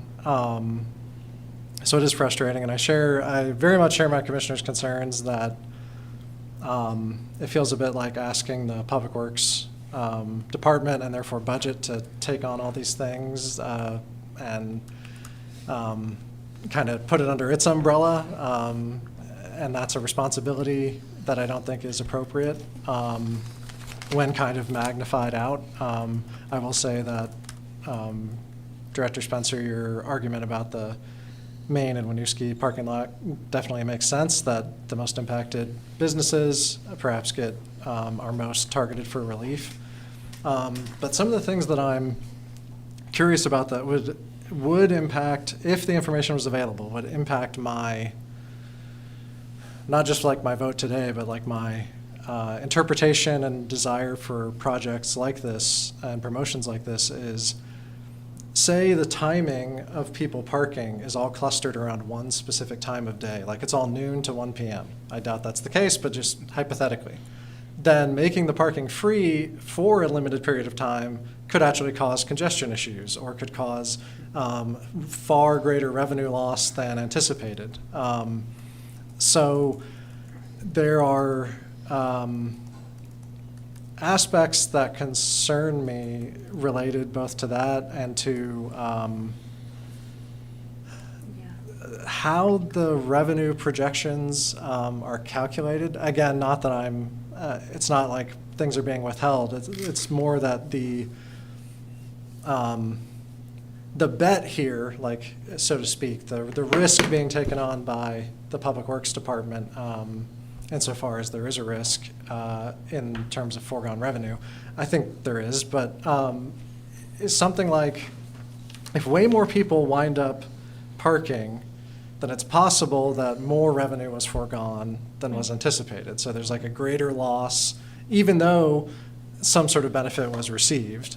Then if we could see the future and there was going to be very low utilization, then actually we're foregoing way less revenue than we thought, and really it makes even more sense.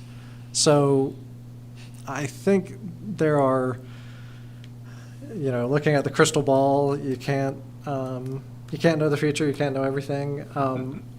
One thing I would like is that instead of, and this may be too aggressive a proposal, but instead of doing it blanket from now till Thanksgiving, having maybe check-in periods where we're receiving data, seeing what's going on, and choosing whether to continue it or not, or to change it. So, like, it could be that we need more free parking. That is possible. But it's also possible that, hey, it should be 50 cents so that someone is starting the meter and kind of going from there. So that's something I would like to see. And all that's kind of one big long comment. I did have a couple questions. So one, it ending just before Black Friday seems like it must be intentional, but I'm curious what the rationale is.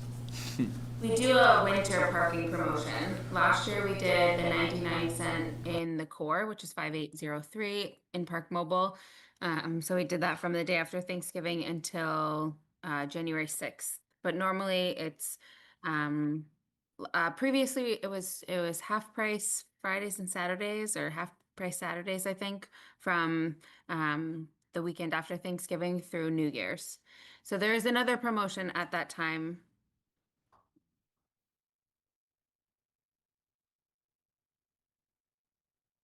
I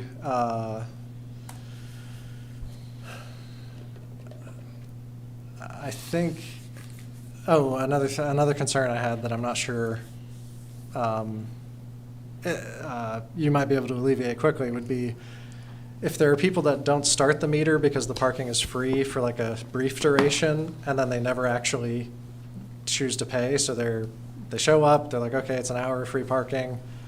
They do something for an hour and a half and then like hop in their car.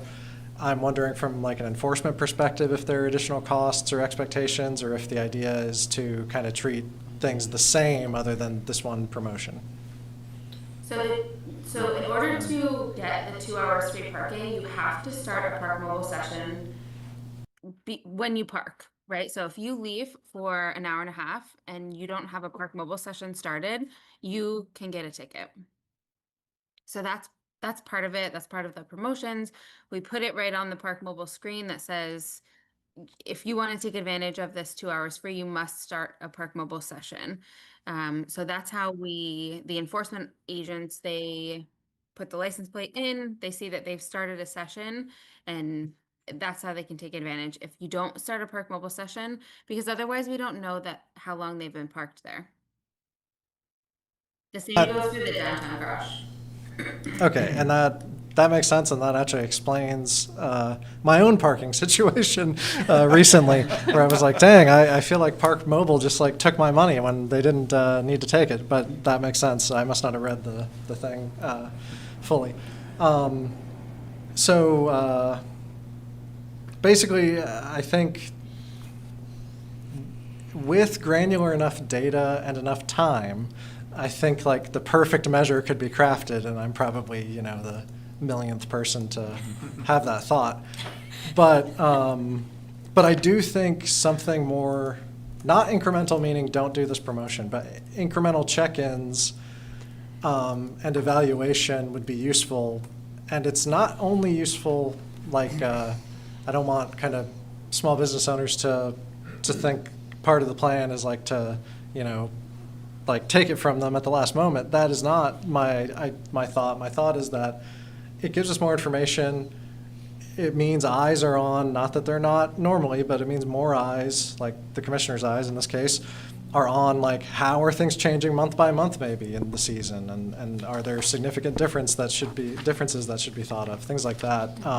So I think it would make me far more comfortable voting to approve a measure like this if there were those sorts of check-ins with more information available, because it could be that this is like, it could turn out to be, oh, this made all the sense in the world in this particular case, or it could turn out to be, oh, we actually lost $200,000 in revenue, and isn't that unfortunate?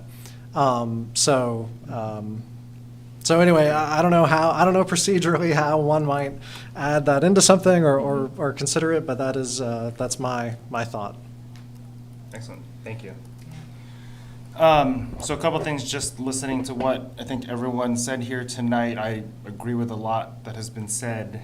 I think one thing that's pretty clear that I'd ask whoever makes the motion to include in their motion is some sort of data strategy, sort of moving forward, potentially at the next meeting or in a future meeting in the near future.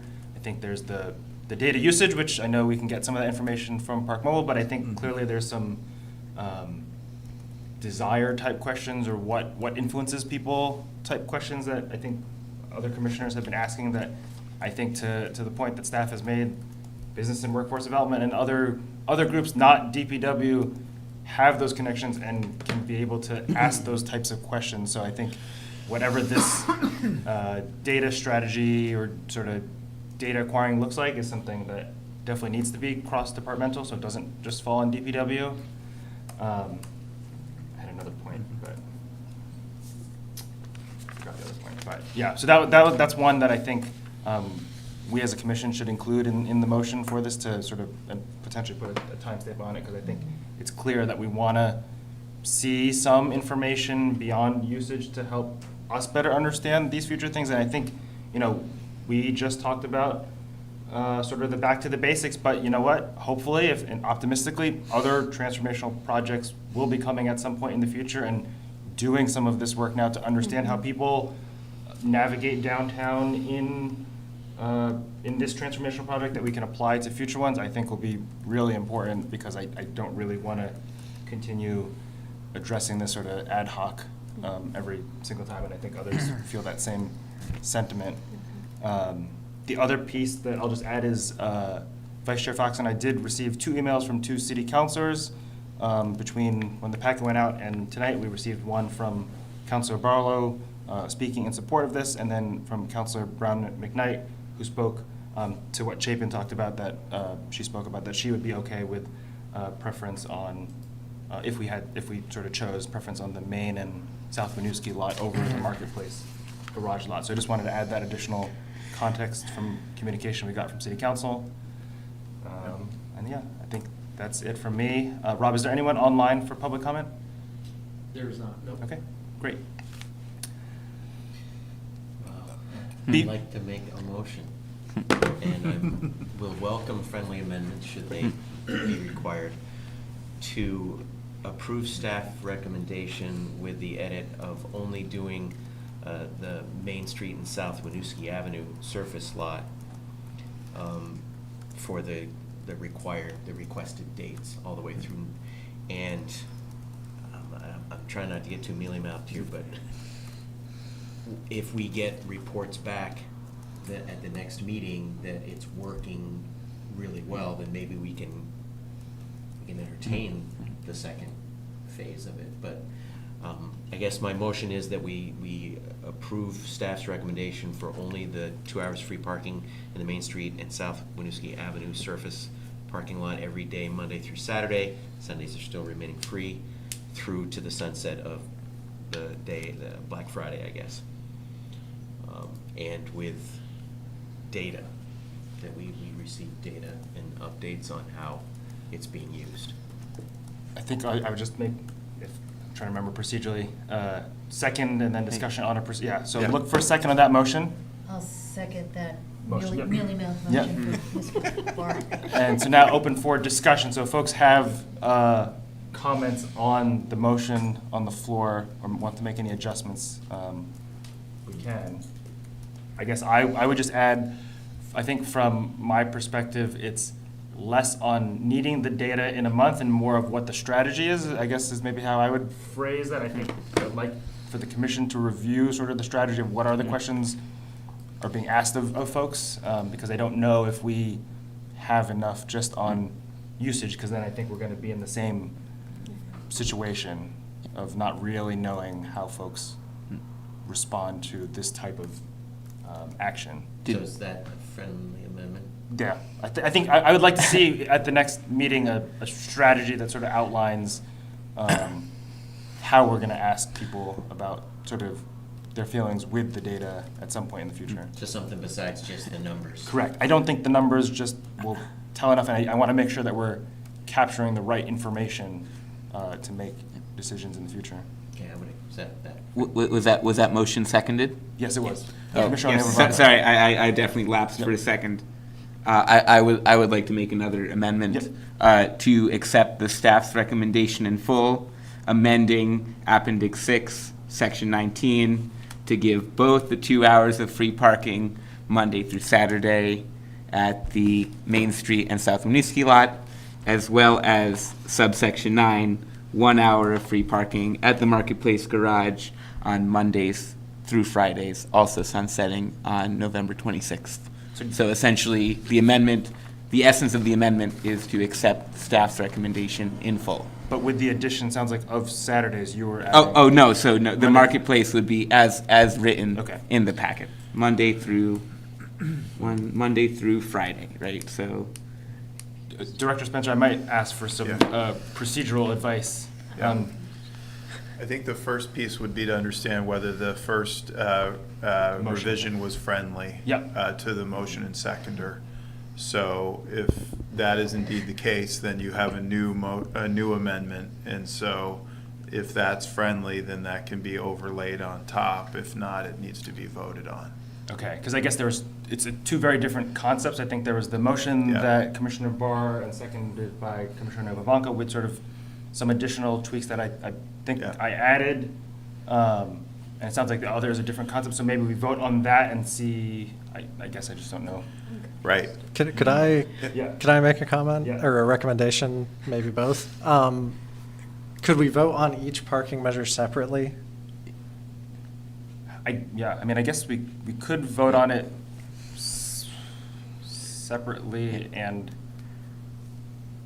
There was a motion and a friendly amendment. So if that is taken care of, so then that is what's on the table. This new amendment, I think, needs to be voted on as to whether or not you want that amendment. It does fundamentally change what you had originally put on the table, but I think given that that's the latest most recent proposal, then you need to vote that up or down and then deal with the underlying motion, which was The original. just the original one. Okay. I will note, it is uncommon for us as a commission to make an underlying motion that is contrary to Department of Public Works staff recommendations. As far as I recall, we never, right, like really just, changed it up, right? Like usually, what we receive in the packet is sort of our starting point, and then through our discussions, we kind of change it up a little bit. So I mean, I'll I just hope add that that- it'll be entertained I a would little bit more. disagree that I've been on the commission for quite a while, and we have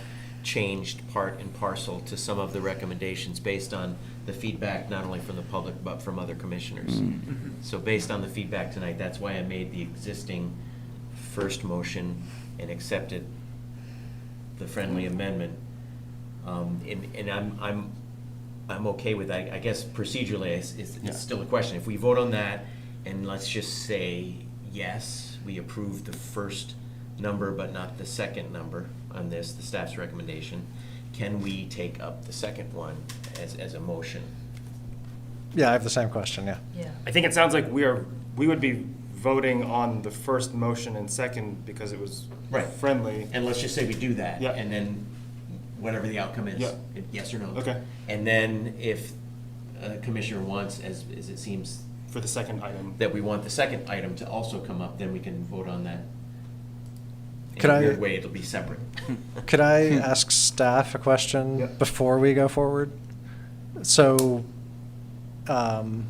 are there additional costs or benefits from doing both programs at the same time or doing one or the other? Like, is there something we should know about the plans or anything like that? I mean, to the extent that we're doing promotions and outreach and communicating with the public, we could combine all the promotions into one, but I don't feel like there's a major difference and that we could promote one or promote two as needed. Okay. Thank you. Agreed. Thank you. All right, so the motion. The motion friendly and- amendment is yeah. on the floor and seconded. Yeah. So all those in favor on the Well, original, wait. Commissioner Montano?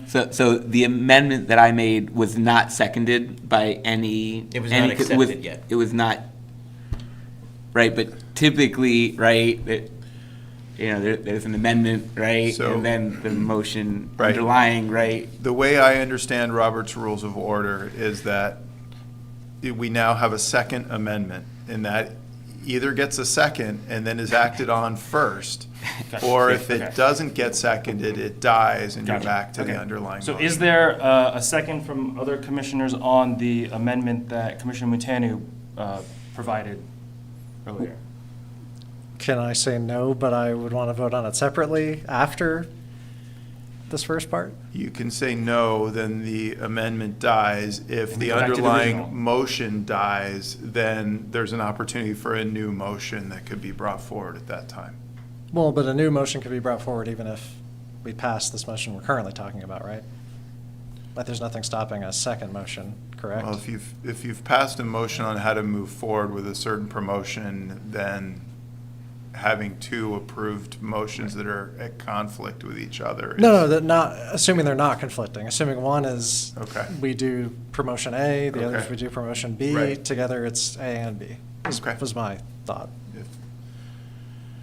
If- Meaning breaking it up so that if someone is opposed to the Marketplace Garage only, still the Okay, so I Winooski think is basically passed. you are suggesting an amendment to the motion that says you'd like to just break it up as two separate actions essentially between the two. Oh, that is one way to do it, I think, procedurally, yeah. Okay. I would add as a friendly amendment to both of those, that both of those include the Yeah. the strategy piece to it, so that it doesn't get lost in translation. Is there a second to the third amendment? Well, you need to Oh, deal with the Yes, second one first. Right, and we really shouldn't be discussing this at all without a second, right? Like that, I need a second, right? If this is So gonna- I if guess- this is I gonna guess keep is there going. a second right? on Commissioner Montano's proposal? I do not understand the procedure enough to go forward. Basically, if somebody seconds that, then we are voting on what Commissioner Montano provided as the amendment, which is basically the complete package from staff's recommendation. But that doesn't preclude us No, from we would just go adding- back to the original amendment that was, or the original motion and second on the floor, with the potential for another amendment that, say, the one that you proposed. If that we his vote. fails. If Correct. his If that fails. succeeds, then that's the position of the Correct. commission. And that's what we as a commission would be voting on. So, so you made a friendly amendment. Correct. Or That was- potentially. And the friendly amendment was accepted, and then By from both there. The motion No, no, and no. the second. Right. No, so I'm leaving out the first motion entirely. I'm Yeah. only talking about, we have a motion on the floor. You said, maybe let's make sure we have the strategy piece. Yeah. That we ignore at the moment, because we are still needing to vote on Commissioner Montano's. He needs a second. He needs a second for that to become the vote that we are talking about. Because he To had- then be amended. Potentially. He's amending the original motion. Correct. So as I understand Robert's Rules of Orders, mine was to split it up, and he made a third amendment to keep it back together. Right. And so I don't know if me, as the original motion person, could say, no, I don't accept that friendly amendment. Right. You can certainly say you don't accept it as friendly, which means it then needs to be voted on as to whether or not Right. it gets included. Okay. So it would need to get seconded and then be voted on and get a majority of the vote to change your original motion. Right.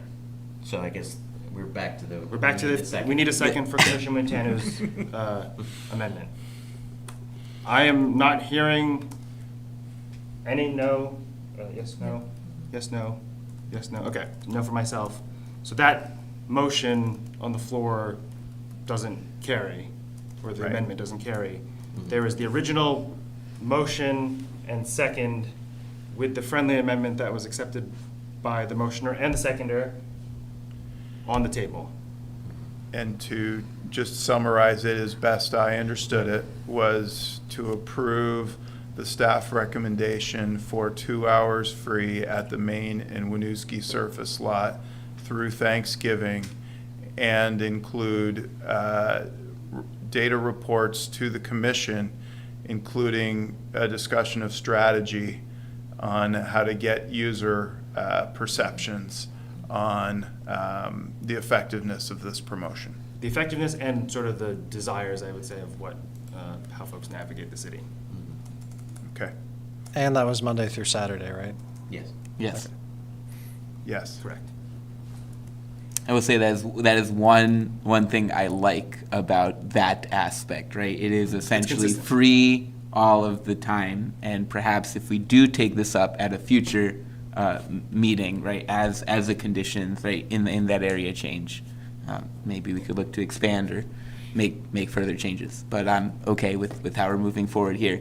I was just a little surprised, right, by the change that kind of happened early on, that maybe I missed out on some email communication there. But I was like, right, that, you know, what we get in the packet is sort of our starting point, right? And then if we want to, like, split up, right, the actual ordinance change that we're making into the different parts, that we all kind of do it together as we're here. But I'm okay with moving forward in the way that we have. Okay. And yeah. There's a motion and a second on the table with the friendly amendments and the summary provided by Director Spencer. All those in favor, please say aye. Aye. Aye. Aye. Aye for myself. The ayes have it, the motion carries. Thank you. That was one. Sorry, guys. No? We all need a book on Robert's Rules. Yeah. Yeah, apparently I do need to read that. And for whatever it's worth, there wasn't any, I don't think there's any email chain discussing changing this at all. Right. This Ju- all happened in real time. Right here. Okay. Yeah. Yeah. Right. So just the email from Counselor Brown McKnight, right? Oh, that yeah. arrived, right? Yeah. Right, that was essentially the Oh, the that's the one first you were talking Yes, the and that's first okay. So I brought- suggestion, right? Yes. That But I perhaps made my we- amendment before that. before that even came up. Yeah. Yeah. And I didn't know about it, so. Okay. It literally just came like an hour or Just two, want you an hour to- before the meeting, so. All right. Okay. Yeah. Okay. Which Past is why I want to make sure guys. to send it or talk about it. so. Yes. Yes. I'm glad it came up in the way that it did. Yeah. And, you know, we're Thanks, Jackie. going through it. Thank you, Jackie. Thank you. Thanks, Jackie. Thanks, Jackie. Thank you. Moving on to agenda item 10, GMT Service Changes. I might actually move just so I can see everyone. Yeah. Director Spencer, if you want to just maybe tee it up, just to Sure. as the Well, Burlington Commissioner. Yes. To the GMT board. sure. Who's chairing now? Eliana Who's the chair? Great. So, Vice Chair Eliana Fox, I will just add a little bit of context in that, as you all know, Burlington is the largest municipal investor in GMT. We are a lead municipality providing a $2 million a year assessment payment to GMT to help really support the regional transit system. And there have been funding challenges in the last couple fiscal years, as you all are well aware. This morning, the board did review service changes that are somewhat complex. On the positive side, it provides 15-minute headway service up Main Street between downtown Burlington and the city center of South Burlington. But it also removes transit service off College Street, and I think we'll hear more from Mr. Damiani about this. And the changes go into effect in late August, and I think with that, I'll turn it over to you. Excellent. Are you able to add or make me a panelist so I could share my screen? Rob can, unfortunately. Copies at the moment. Do you want to send the presentation? It's not a presentation. I was gonna pull up a link. If you actually pull up a link on your computer and I Yeah. use that, it's the Great. interactive map I was just gonna Yeah. use to. So why don't you tee it off while I go pull up the. Yeah. So as Director Spencer mentioned, the board did approve changes to 3 routes in Burlington. As folks also probably know, I guess I should say Chris Damiani, Director of Planning. That is my day job. That is my moonlighting from when I am here on the commission. So I moonlight as the Director of Planning for GMT. And so over the past year, GMT has been facing a very difficult financial situation. You all as a commission have been given some updates over the past year of sort of where the organization has been. As folks probably know, last August, we put out a sort of long list of potential service cuts that totaled about $3 million. We were able to split those up into different phases based on the different service changes. So we had a service change that happened back in December, another one that happened back in March, and then another one that just went into effect yesterday. All of those changes equaled about $1.5 million worth of cuts. So we did not have to do the full $3 million worth of cuts that were originally proposed, with some state funding and other funding opportunities that came in over the course of the year.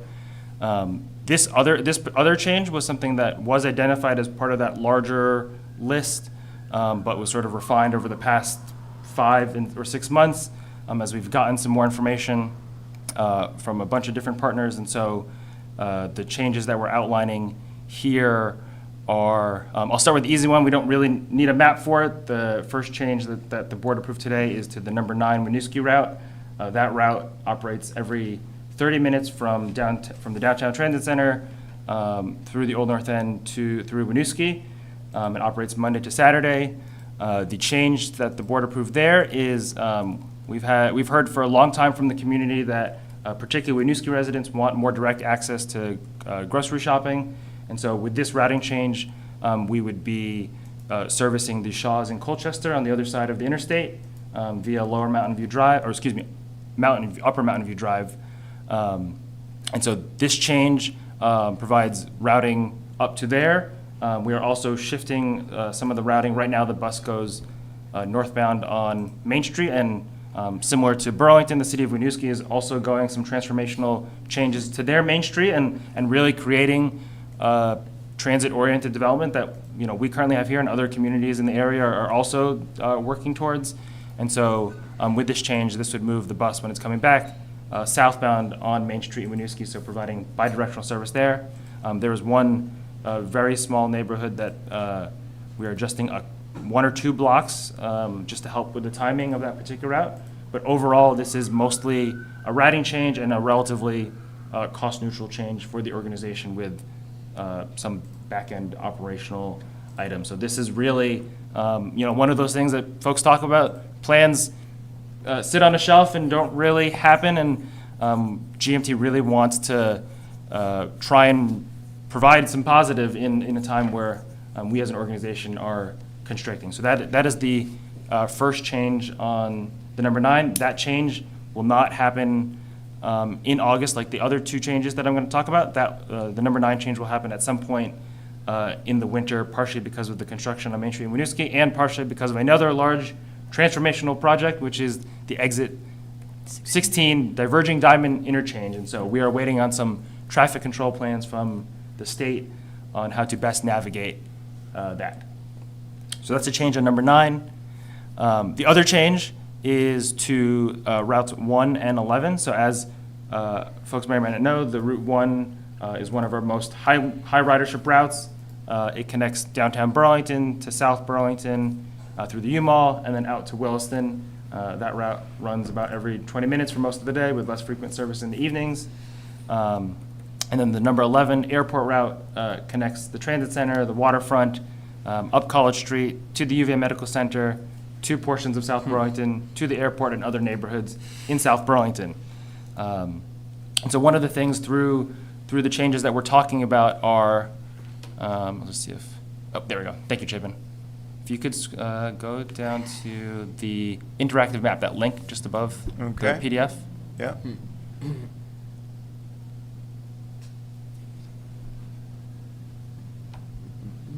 Awesome. So I'm going to take the mouse if you don't mind. Yes, of course. Remove some of these other things. So as you'll see here, one of the things that, as part of this change is we're really trying to sort of address a couple things. So one is City Center in South Burlington. I don't know if anyone here on the commission has traveled through City Center. That they're really working towards building transit-oriented development in this new City Center. Really dense development.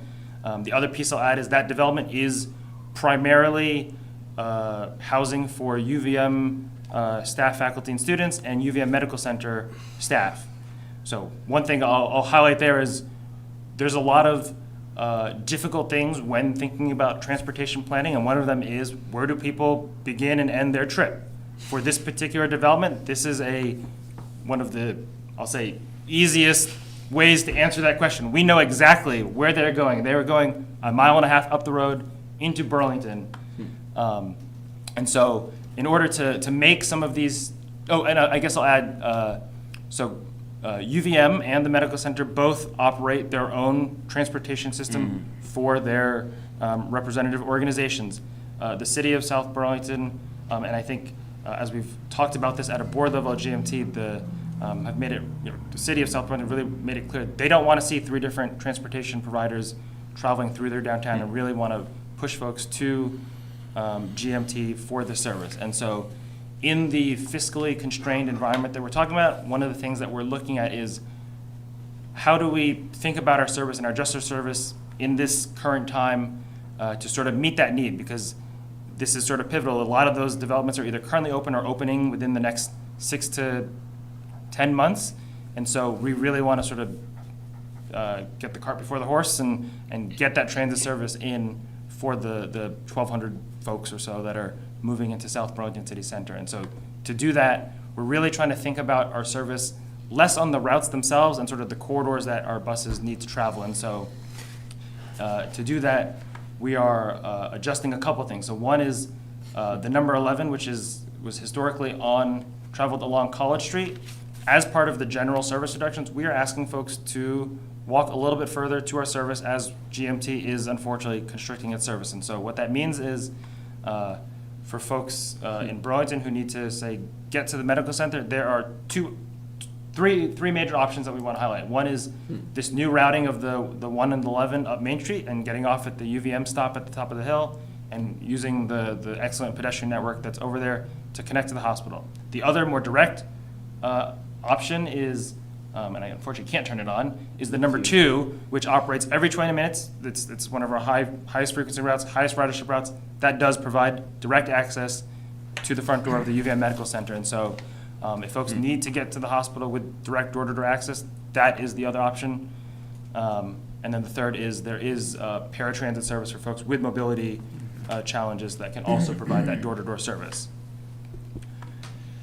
So with that, thinking about this sort of corridor and where the majority of folks are traveling, on both the number 1 and the 11, 60% or more of that ridership happens between downtown Burlington and the sort of Dorset Street corridor. And knowing that more people are moving to South Burlington, that's another reason sort of why we're pushing that service to South Burlington, or to serve South Burlington City Center. And so as we move along sort of these 2 routes, the number 1, which historically has sort of gone down Main Street, gone down Dorset Street in South Burlington, gone through the U-Mall, previously went on Williston Road between Dorset Street and Heinsberg Road. We are adjusting that to have bidirectional service on the 1 on Market Street in South Burlington. And then the number 11 will continue its sort of normal routing in South Burlington, down Dorset Street, to Kennedy Drive, up Heinsberg Road, up Market Street, and then back to downtown Burlington through Main Street. Again, there are some detours currently because of construction, but the future plan is to provide that basically 15-minute service on Main Street between South Burlington and Burlington. I'll stop there for a second and see if there's any questions. Can I ask? I'm looking to Vice Chair Fox. Oh, sorry. Any commissioner comments on this item? Oh, I happen to have one. So you said the 1 is the red. The red line, yeah, sorry, yep, I should have, Okay, yep. I couldn't yep. see super clear line. And so if you were, kind of in that Market Street area, you will have buses going by how frequently? Approximately. Whether the 1 or the 11? Whether the 1 or the 11, if you're trying to get to, say, UVM Yeah. or anywhere along Main Street, you will have service approximately every 15 minutes. It will average somewhere between 12 and 18 minutes, I think, when the schedule actually comes out, but on average, every 15 minutes. Okay, and then the 11. The purple is the 11. The purple is the 11, so that goes down further Dorset. Yep. By San Remo, yep. And so I should add too also, so with the number 11, one of the changes that we're making, so currently the 11, and it's sort of trying to connect all the dots, it has service between 6 o'clock in the morning to 10:30 is the last trip. We are sort of shrinking the span of service on that particular route to be from the first trip being 5:45 in the morning, with the last trip being 6:15 in the evening. That is where the majority of the ridership is there, or travels on that route. And the push to have that earlier departure time is primarily around San Remo Drive, where there is a methadone clinic run by the Howard Center over there. And so by leaving at 5:45, that gets folks who need to access those services when it opens at 6 o'clock in the morning, which is something we currently aren't able to do with our current schedule. Okay, and the 11 is just a one-way? It's Correct. just- It is a one-way loop in the South Burlington area. Okay. So, I'm just thinking food shelf, Yep. access for folks who are trying to access in Burlington on that loop. Then it still is, you're still doing the loop. Correct. Or you move, or You're you still walk doing that loop, and further down. You're still doing the loop, and so with say the food access piece at the San Remo Drive, that service, even though there is currently bidirectional service on Dorset Street, that service currently is only every 45 minutes. So right now, even though it's a one-way loop, so it might be a slightly longer travel, there's the option of the bus coming every 30 minutes instead of every 45 minutes, Okay. if that makes sense. Yeah, it does. And then explain explain the one, and I'm sorry, I think Jamie did this for Transportation for Vermonters. The one goes into the U-Mall. Yep, so the one will go into the U-Mall, And then- make a left onto Dorset Street, make a right onto Market Street, and let me see if I can throw up the sort of potential stops if that helps. Oh, no. Come on. Oh, I can't. Move? Okay, well, it's not cooperating at the moment, but there's basically 3 stops on both sides of Market Street. So the Okay. bus, when it's heading to Williston, comes down Dorset Street, comes into the U-Mall, makes the right onto Market Street, and then makes a left onto Heinsberg Road, and then right onto Williston Road, as it normally does after Heinsberg Road. Okay. And I'll just add, in terms of the sort of pedestrian network to Williston Road, Mary Street right here will be connecting to Market Street in, I think, the next 6 months, but I can't remember the exact timeline. Soon. Soon, yeah, very soon. And the city will be connecting Garden Street to Midas Drive, like where Al's and like the Okay. Joanne Fabrics shopping center over there. Okay, thanks. And then a question about the number 9. Yep. So a lot of the folks who use the number 9 are some of our folks who also are part of AALV, Association of Africans Living in Vermont, folks in Winooski trying to get to the Shaws. So I know that we need to push off until you get the plan from V-Trans on the double diamond diverging, double Doug Dare, whatever the heck that is, the double diverging diamond. I think the outreach and communication on that route is going to be super important to some of those folks, letting them know, yes, these changes are coming, and kind of when they are and what that schedule Yeah. is, because so many people have been asking about that for Yeah. years. So, like, great job on getting the Shaw's loop in there. Yeah, Excellent. that's it. Thanks. Would anyone like to go next? Comments on that? I just have one question, and I should know this, and I was trying to look it up, but for some reason I don't have internet right now. Did the number 11 always go to Kennedy? It always went down Dorset to Kennedy Drive and then would continue typically in its current form, excuse me, it would go past Kennedy Drive, go to the airport, go down White Street. Okay, Yeah. okay. And so now the change is it goes down 116 or Heinsberg Road? Correct, so it would go up, yep, exactly. Because my point, and I've never taken it for this reason, but Yep. there's a lot of folks that have appointments at the Timber Lane. and Yep, that- so yeah, we those- continue to maintain, and the data show that people are continuing to use our service to Yeah. get to the Timber Lane sort of medical offices out there, so we of course wanted to preserve that. Yeah. I will just add, this does remove direct access to the airport. So we did speak with the Burlington Airport on this particular, and spoke with Burlington staff, South Burlington staff. One of the things, again, in the sort of resource-constrained environment is what are the priorities? And so to sort of the similar questions we heard in the previous presentation, those same questions are sort of asked, and I think this is certainly the preference to move a lot of these folks. By moving more people, that is where, for better or for worse, a lot of the funding that GMT does receive is on sort of performance-based, high ridership, high-frequency routes. And so we see this as a tool to sort of help stabilize the GMT financial situation, to be able to get some of those performance metrics that do translate to serious dollars. Some of these metrics equal $700,000, $800,000 a metric for us. That's huge. And I'll also add finally on the airport piece, and sort of more globally, because of a lot of the service changes have impacted access to particular areas. One of the things we will be doing in FY26 through funding from the Chittenden County Regional Planning Commission is a study on what microtransit, so that's basically sort of like Uber or Lyft, but run by a public transit agency. What does that look like in the Chittenden County area?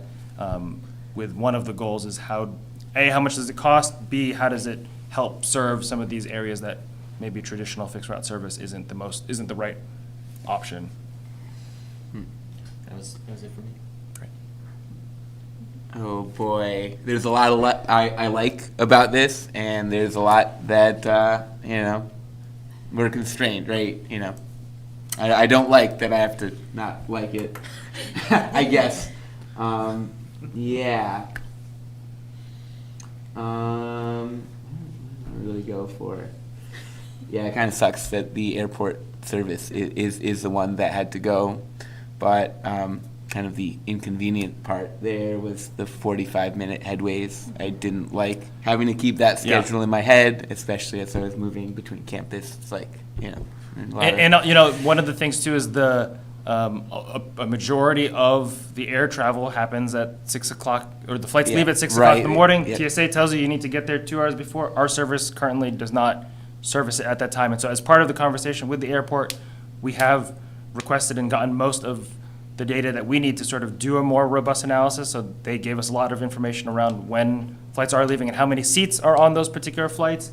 And the other piece that we still need is the just the spatial piece. How and where are people accessing the airport currently in sort of the current transportation system that we currently have, not just GMT, but just sort of more globally as a region. Might a future change include having the red one actually service the airport via Airport Parkway? Yeah, so the other one. So that would be the That is something that has evolved over in the time that staff has been working with the GMT board on this particular piece. One of the things is trying to create service that is attractive, and one of the things that unfortunately that we have to weigh is the time spent diverging the route to these sort of offshoots, is that worth the potential gain for that? And at this point, that the staff recommendation to the GMT board was to not spend the extra time to service that.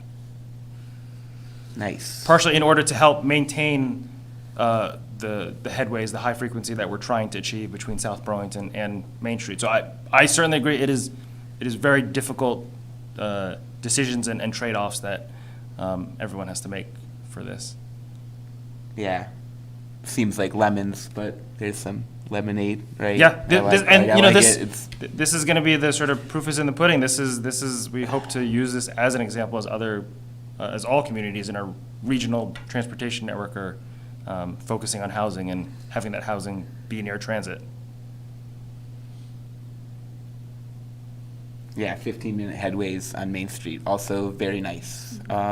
Very congested at certain times of the day, as the planner, I'm sure that makes for a really long and inconvenient ride from the downtown transit center to UVM, where at some points of the day, walking might be faster. Yep. Which I'm sure a lot of us have maybe had that experience sometimes. Yeah. So it's good. Better headway's good. Like, it's all moving, in what feels like a good direction. So thank you for all the agencies' work there. What's that? Yes, thank you. No. Nothing for me. Okay. No comment. No comments. Okay, great. Good job. Yeah. Are there any questions from members of the public on this item? That is Hi, Vice Chair. At this time, there is no one on for public comment. Great. Okay. Oh, I have your mouse. It's all good. He's sitting there trying to do something, but he can't. It's all good. His mouse is constrained. Okay, so I guess with that, we'll close item 10 and move on to item 11, which is the director's report. All right, given the hour, I will pass on this item. There's a written director's report, so. Great. Sorry, you get to. No, go ahead. You can Oh, finish out. fine, okay. Any commissioner questions on the director's report? Nope. Awesome sauce. We'll close that item. Move on to item 12, which is commissioner items. Would anyone like to start?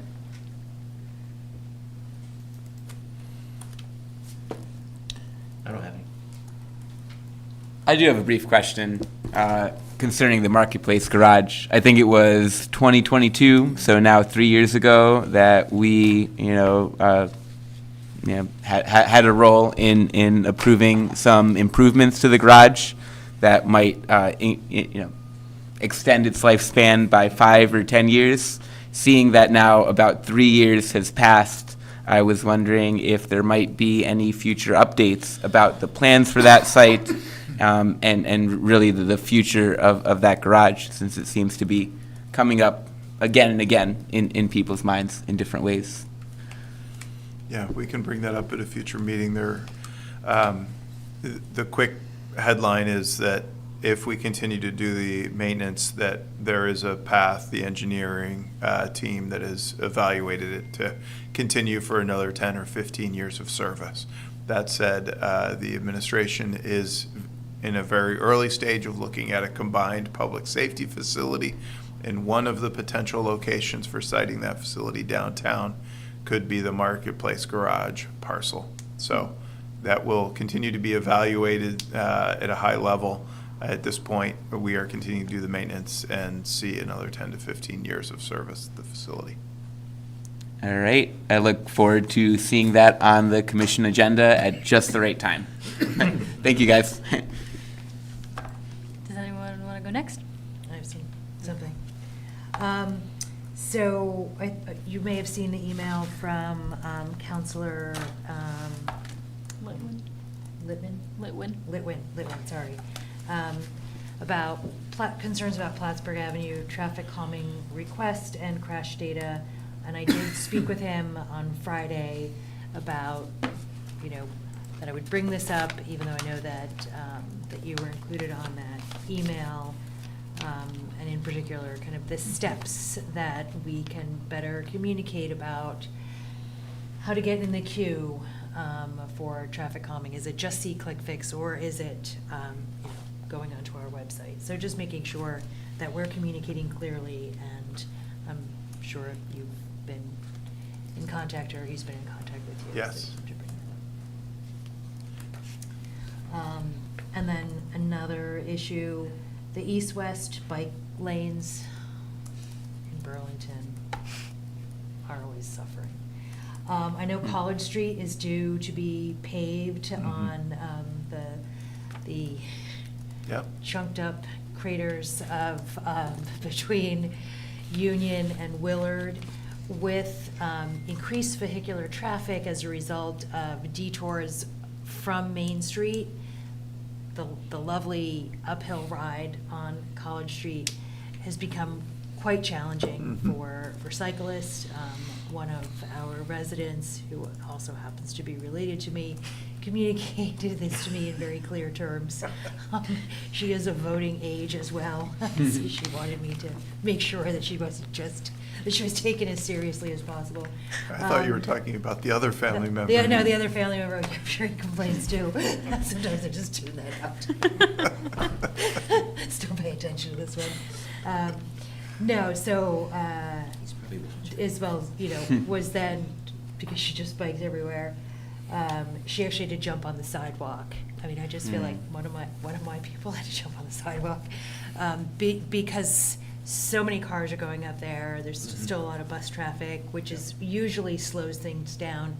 But again, you're just pushing everybody onto what used to feel like a safer street, and then you have potholes.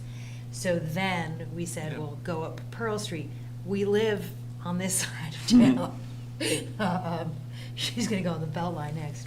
And then she reported last night that Pearl Street's a little shoddy, especially west of the downtown center. And I spoke to someone from GMT who said that that will probably remain that way as far as visible sharrows and bike lanes in that area because of some of the bus traffic by the downtown center. So I know that paving's coming. Do we have dates on the college? No? Okay. Yes, and Pearl Street in the downtown core, which I believe is what you were talking about, is also in the paving list for this year. Okay. We unfortunately do not have any paving schedules yet that I'm aware of, unless you've been given any, so not quite yet. Okay. So, I'll report back next month, with her other detours. Thanks, that's all. I have a couple comments. One is back to the parking. I was wondering if it would make sense, maybe in the garages, if not elsewhere, to try to incentivize concentrating parking to like make people feel safer and have other people around them and things like that. Like if the Marketplace garage is only ever half full, if that meant I forget how many floors it has. If that meant half the floors were completely full, then people might feel better about being in the garage. So maybe mechanisms less directed at like broad parking and more directed at targeting like localized concentrations of parking, people might respond better to. But that sort of idea is a bit, lacks data to support it. And so that brings me to a question, which is, we heard from business people wanting these parking programs, but has there been much public request or comment specifically about parking? In terms of, I would say that we are getting concern about access in downtown, whether that is parking or routing. We have gotten concern about the other activities occurring in the garages. We've increased our security significantly, so I am pleased. There's no graffiti in the garages. If there is, please notify me. We've done a good job to maintain it, but that's the extent of the input that I'm hearing. Okay. Part of why I ask is because it didn't occur to me earlier when we were discussing this, but it could be that, or one way to know whether the parking and it being free would have a big impact would be whether people say it would have a big impact, and people don't always know how they really feel. But I wonder if a survey or like a request for input, or maybe even this is something for the businesses themselves to do, is say, hey, are people telling you it's the parking that's keeping you away? Well, I guess it's hard to talk to customers that aren't there. So maybe the businesses are not the best. But anyway, I just think there's an opening for hearing from the people that are actually going to be parking. And I think it would help not just us, the commissioners, or me, but help kind of overall targeting of promotions or anything else in the future or other improvements.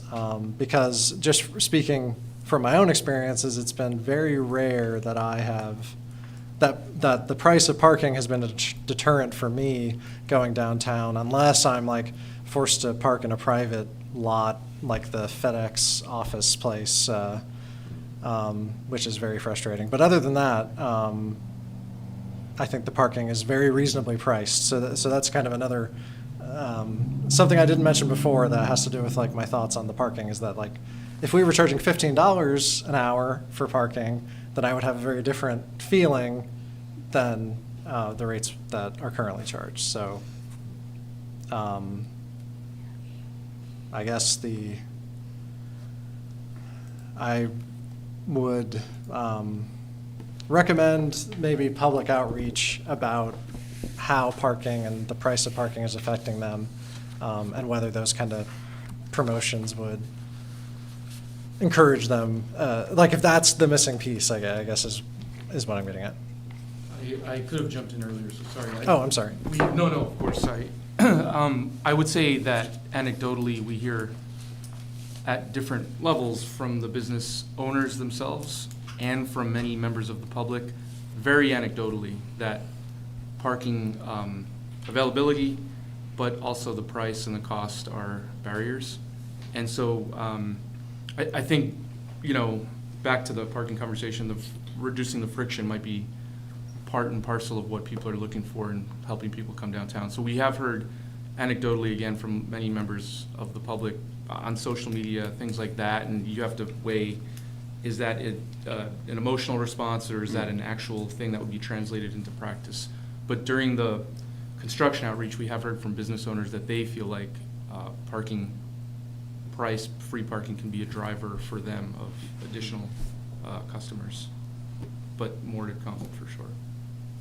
Okay. And I'll just add, that was sort of part of the rationale for the addition to the motion from the parking item, is sort of understanding what the questions we're asking, so we can ask these types of things and make sure we're asking the questions.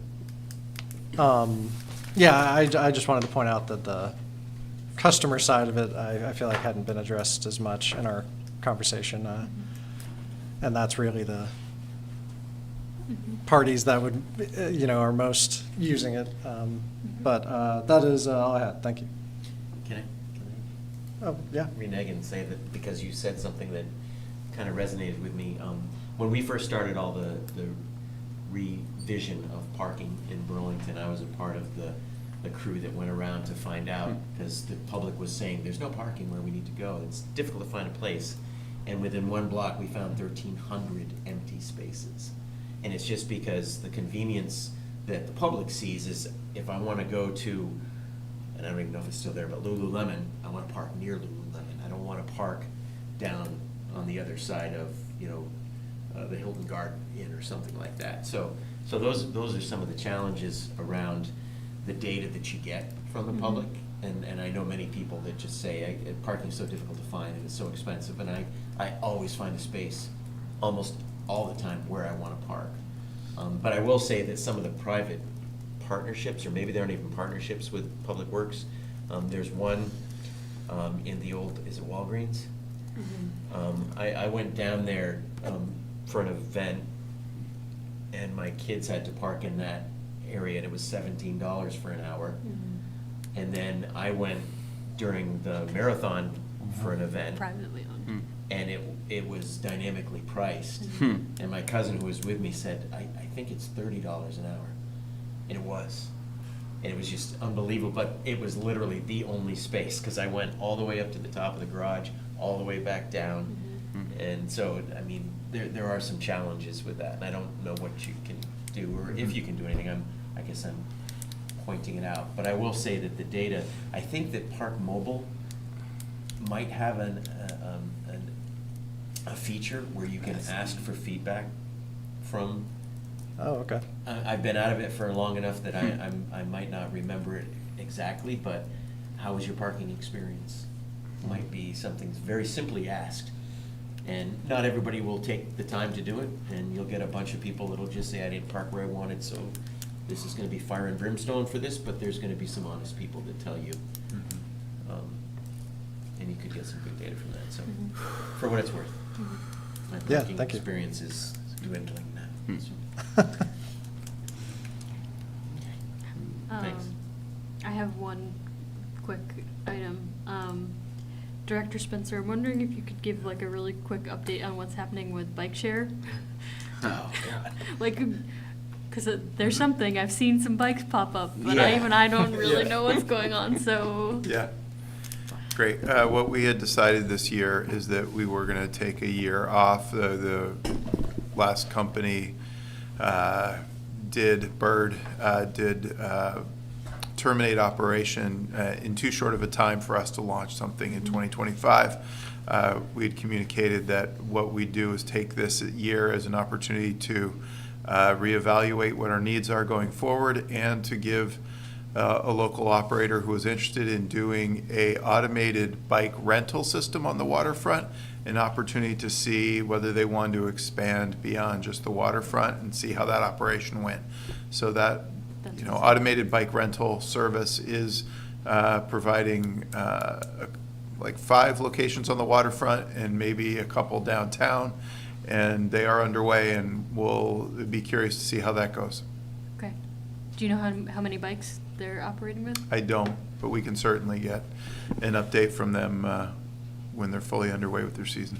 Yeah. I was just curious. I mean, a member of the public relayed to me that they were slightly annoyed that every single bike rack at the Oak Ledge playground was taken by them, like all of that bike parking, so I don't know if there's, like they're not official hubs, but just like looking out for things like Right. that. Like I'm all for them using those public facilities, but also other people definitely bike to those places and should have bike Yeah. racks. Maybe we just need more bike racks. Right. Could I, Cheap, could I add to that just a little bit? Yeah. I realized that I forgot to bring up bike parking, like as it relates to downtown. Yeah. And Yeah. I think there's a space to kind of like consolidate sounds weird. Get people to be in the same place at the same time more so, including bikes. And I Yeah. know that like it tends to be that, of course, when something exciting is happening downtown, that's when it's hardest to park your bike. And it's quite demoralizing to go and not be able to find a spot to park your bike because you sometimes like literally just there is nowhere to park. And that makes it difficult. Yeah. More bike parking. Yeah. There should be a lot of racks left over from one of our They get bike they get very heavily used ventures. during this. I know, summer, yeah. but it just seemed like we had so many, the green ones, yeah. Anyway, yeah, that's it. I just wanted to ask about that. Yeah. I got nothing. Okay. Am I still in charge? Yeah. Oh, great. Okay. Yeah. what's up? Sorry, seeing that this might be a little, I guess, time sensitive, the traffic plan for Main Street. So I had a question about how the timeframe to completion of the project would differ between the, I guess, two options, right? Stay the course or do the night and evening open, two-way. Is it months and months longer? I think the simple answer is both would complete well before the November 2026 end date of the contract. The two-way nights and weekends, our contractor is saying may take a month or two longer. Okay. Than continuing the course with significant closures. All right. It's good work within the department to respond to that, in this time frame and really get all the information. I think, Yeah. I think we're all go in the right direction. Yeah. I'm sorry. I have one more really quick question. Is the Beltline paving completed? Okay. Yep, as of yesterday, they were able to complete the final line striping for the main paved part. There is a section that they have to come back to do further north from the paving limits where they Okay. were going to stripe the center lines Okay. and I think instead re-dashed the lines. So Okay. they're coming back to do that and they're expecting to do that sometime in the next few days and that'll be a quick mobile project, so there won't be a major, as far as we expect, a major Like the right impact on turn the- lane closure. It won't need that. We right? shouldn't need anything as they're basically gonna be moving quickly. Okay. There will be a short paving project at North Ave in Woodbury on Friday. Okay. And you'll see a VT alert, I think, in the morning going out about that, and there was some social media and front porch forum we did, but that'll create southbound detour traffic, bringing people around the neighborhood, so that may cause some travel delays in the new north end, but Beltline should not have any impacts. Awesome. Yeah, thanks. Because I feel like the communication about the projects, like the starting, has been awesome. I mean, that's my neighborhood. I bike through there every day. The signs were up for weeks in advance. We got the VT alert. And now I'm like, oh, is it done? Like, the sign's still out, the cones are still out there, but it looks done, so. We wrestled with that too. We Yeah. had a small hiccup with the contractor in finishing, transitioning from the RTMs, or RPMs, I always confuse the name, those temporary, thank you, transitioning from that to the line striping, so they were delayed on that. As you can imagine, sometimes those communications don't snowball as effectively as they should from the contractor. Even internally, everyone's moving so quick. And we do need to shut down projects from the communication side a little bit more clearly. So I answered a question on the New North End Facebook Yeah. group today with that very thing, like, so you're paving again on Friday, what about, is that gonna create havoc with the belt line? So I was able to Yeah. give some assurance there, but you're right. Yeah. Absolutely. Yeah, I think if we're able to do that closure, that would be amazing. We, one thing we have done on some projects is close things down via the VT alert, which has the broadest reach. The thing that I think I still have heartburn about is like, do we want to Fatigue. Yeah. send those messages out and have another text go to somebody else's pocket, and then they're like, I don't want all these texts. So certainly, back to public opinion and feedback, maybe that does serve the public better than not. So thank you for the feedback. Okay, great. Okay, that's really it. Great. Sorry. We'll close commissioner items. Motion to adjourn. Second. All in favor? Aye. Aye. Adjourn at 9:30 p.m.